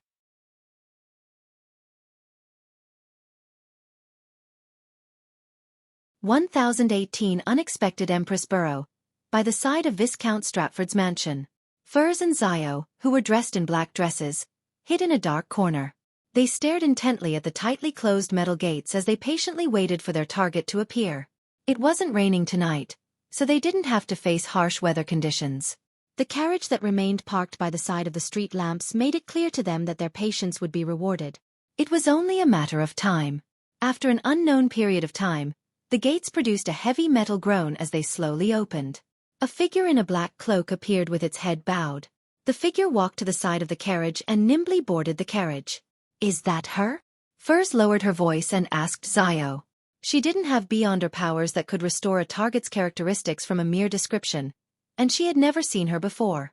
Therefore, she couldn't rely on her spiritual intuition or astromancy to make a judgment. Xiao nodded in affirmation and said, "Yes." As they quietly conversed, the rental carriage sped up and left the side gates. Xiao immediately left her hiding spot, prepared to use her sheriff's beyonder powers and the physical enhancement that being an interrogator gave her to lock onto her target while jogging. "What are you doing?" At that moment, Furs pressed down on her shoulder, foiling her plans. "Track her." Xiao looked back at her friend in puzzlement. Furs looked at the rental carriage that hadn't completely pulled away from them and asked thoughtfully, "Why are you tracking her for? Also, didn't you say that the target has a rather powerful beyonder protecting her once you enter the Backland Bridge area?" "That's right." Xiao first answered the second question before saying, "Your question is very odd. The reason you track someone is to determine the target's appearance, identity, and motives." Furs retracted her left hand from Xiao's shoulder and revealed a smile. "Since the target is protected by a rather powerful beyonder, it will be difficult for us to complete the tracking in the Backland Bridge area. We won't be able to find her residence and figure out her true identity. Do you wish to directly fight her guardian? Although you have me to help, are you certain about that person's strength? How certain are you? Will it be very dangerous? Besides, once the battle begins, it will definitely alarm the target. This is the same as stopping the carriage midway and confronting her directly. It will foil your primary objective. It will alarm Viscount Stratford and prevent him from falling into a predicament that will offer you a chance to take action. If we do it, then there's a possibility of failure, but failure is certain if we do nothing." Xiao emphasized that she knew the situation well. All she wanted was to make an attempt and find an opportunity midway. At this moment, the rental carriage had already turned into another street at the end of the road. Furs watched the back of it gradually disappear as she shook her head and smiled. No. We need to change our way of thinking. We should first attempt to figure out the target's appearance. After daybreak, we can use her appearance to perform normal investigations in the Backland Bridge area and then obtain information from other channels." "Your choice of words is very professional," Xiao said in thought. "Of course. I've written detective novels before." Fuzz answered without any sense of modesty. "But how do I figure out what the target looks like without alerting her?" Xiao raised the most critical question. Prepared, Furs took out Lamino's travels and said with a smile, "Elementary. Using the psychological invisibility Miss Justice recorded." Although Audrey didn't encounter any situations that required her to use Lamino's travels, she had rented it thrice out of curiosity. She studied the uses and traits of the beyonder powers recorded, and she recorded her own beyonder powers into it. This included the rather useful psychological invisibility.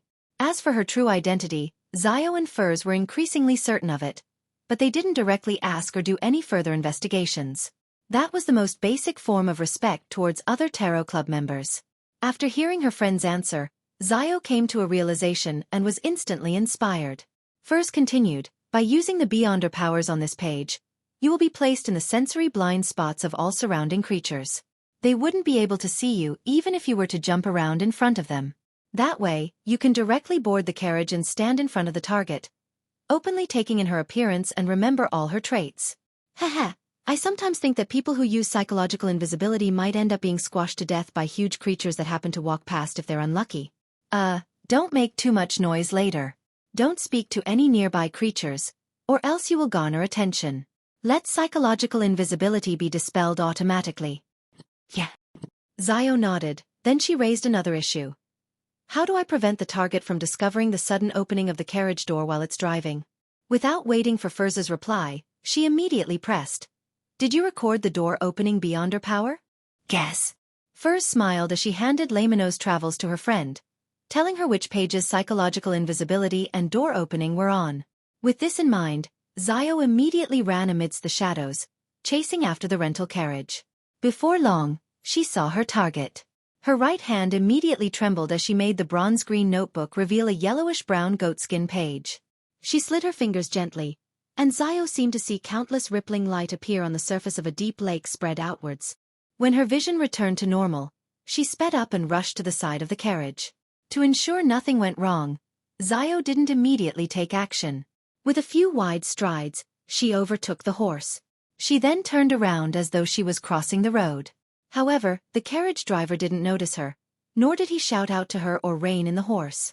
After confirming the effects of psychological invisibility, she sped up and dodged the horse's galloping and came to the side of the carriage.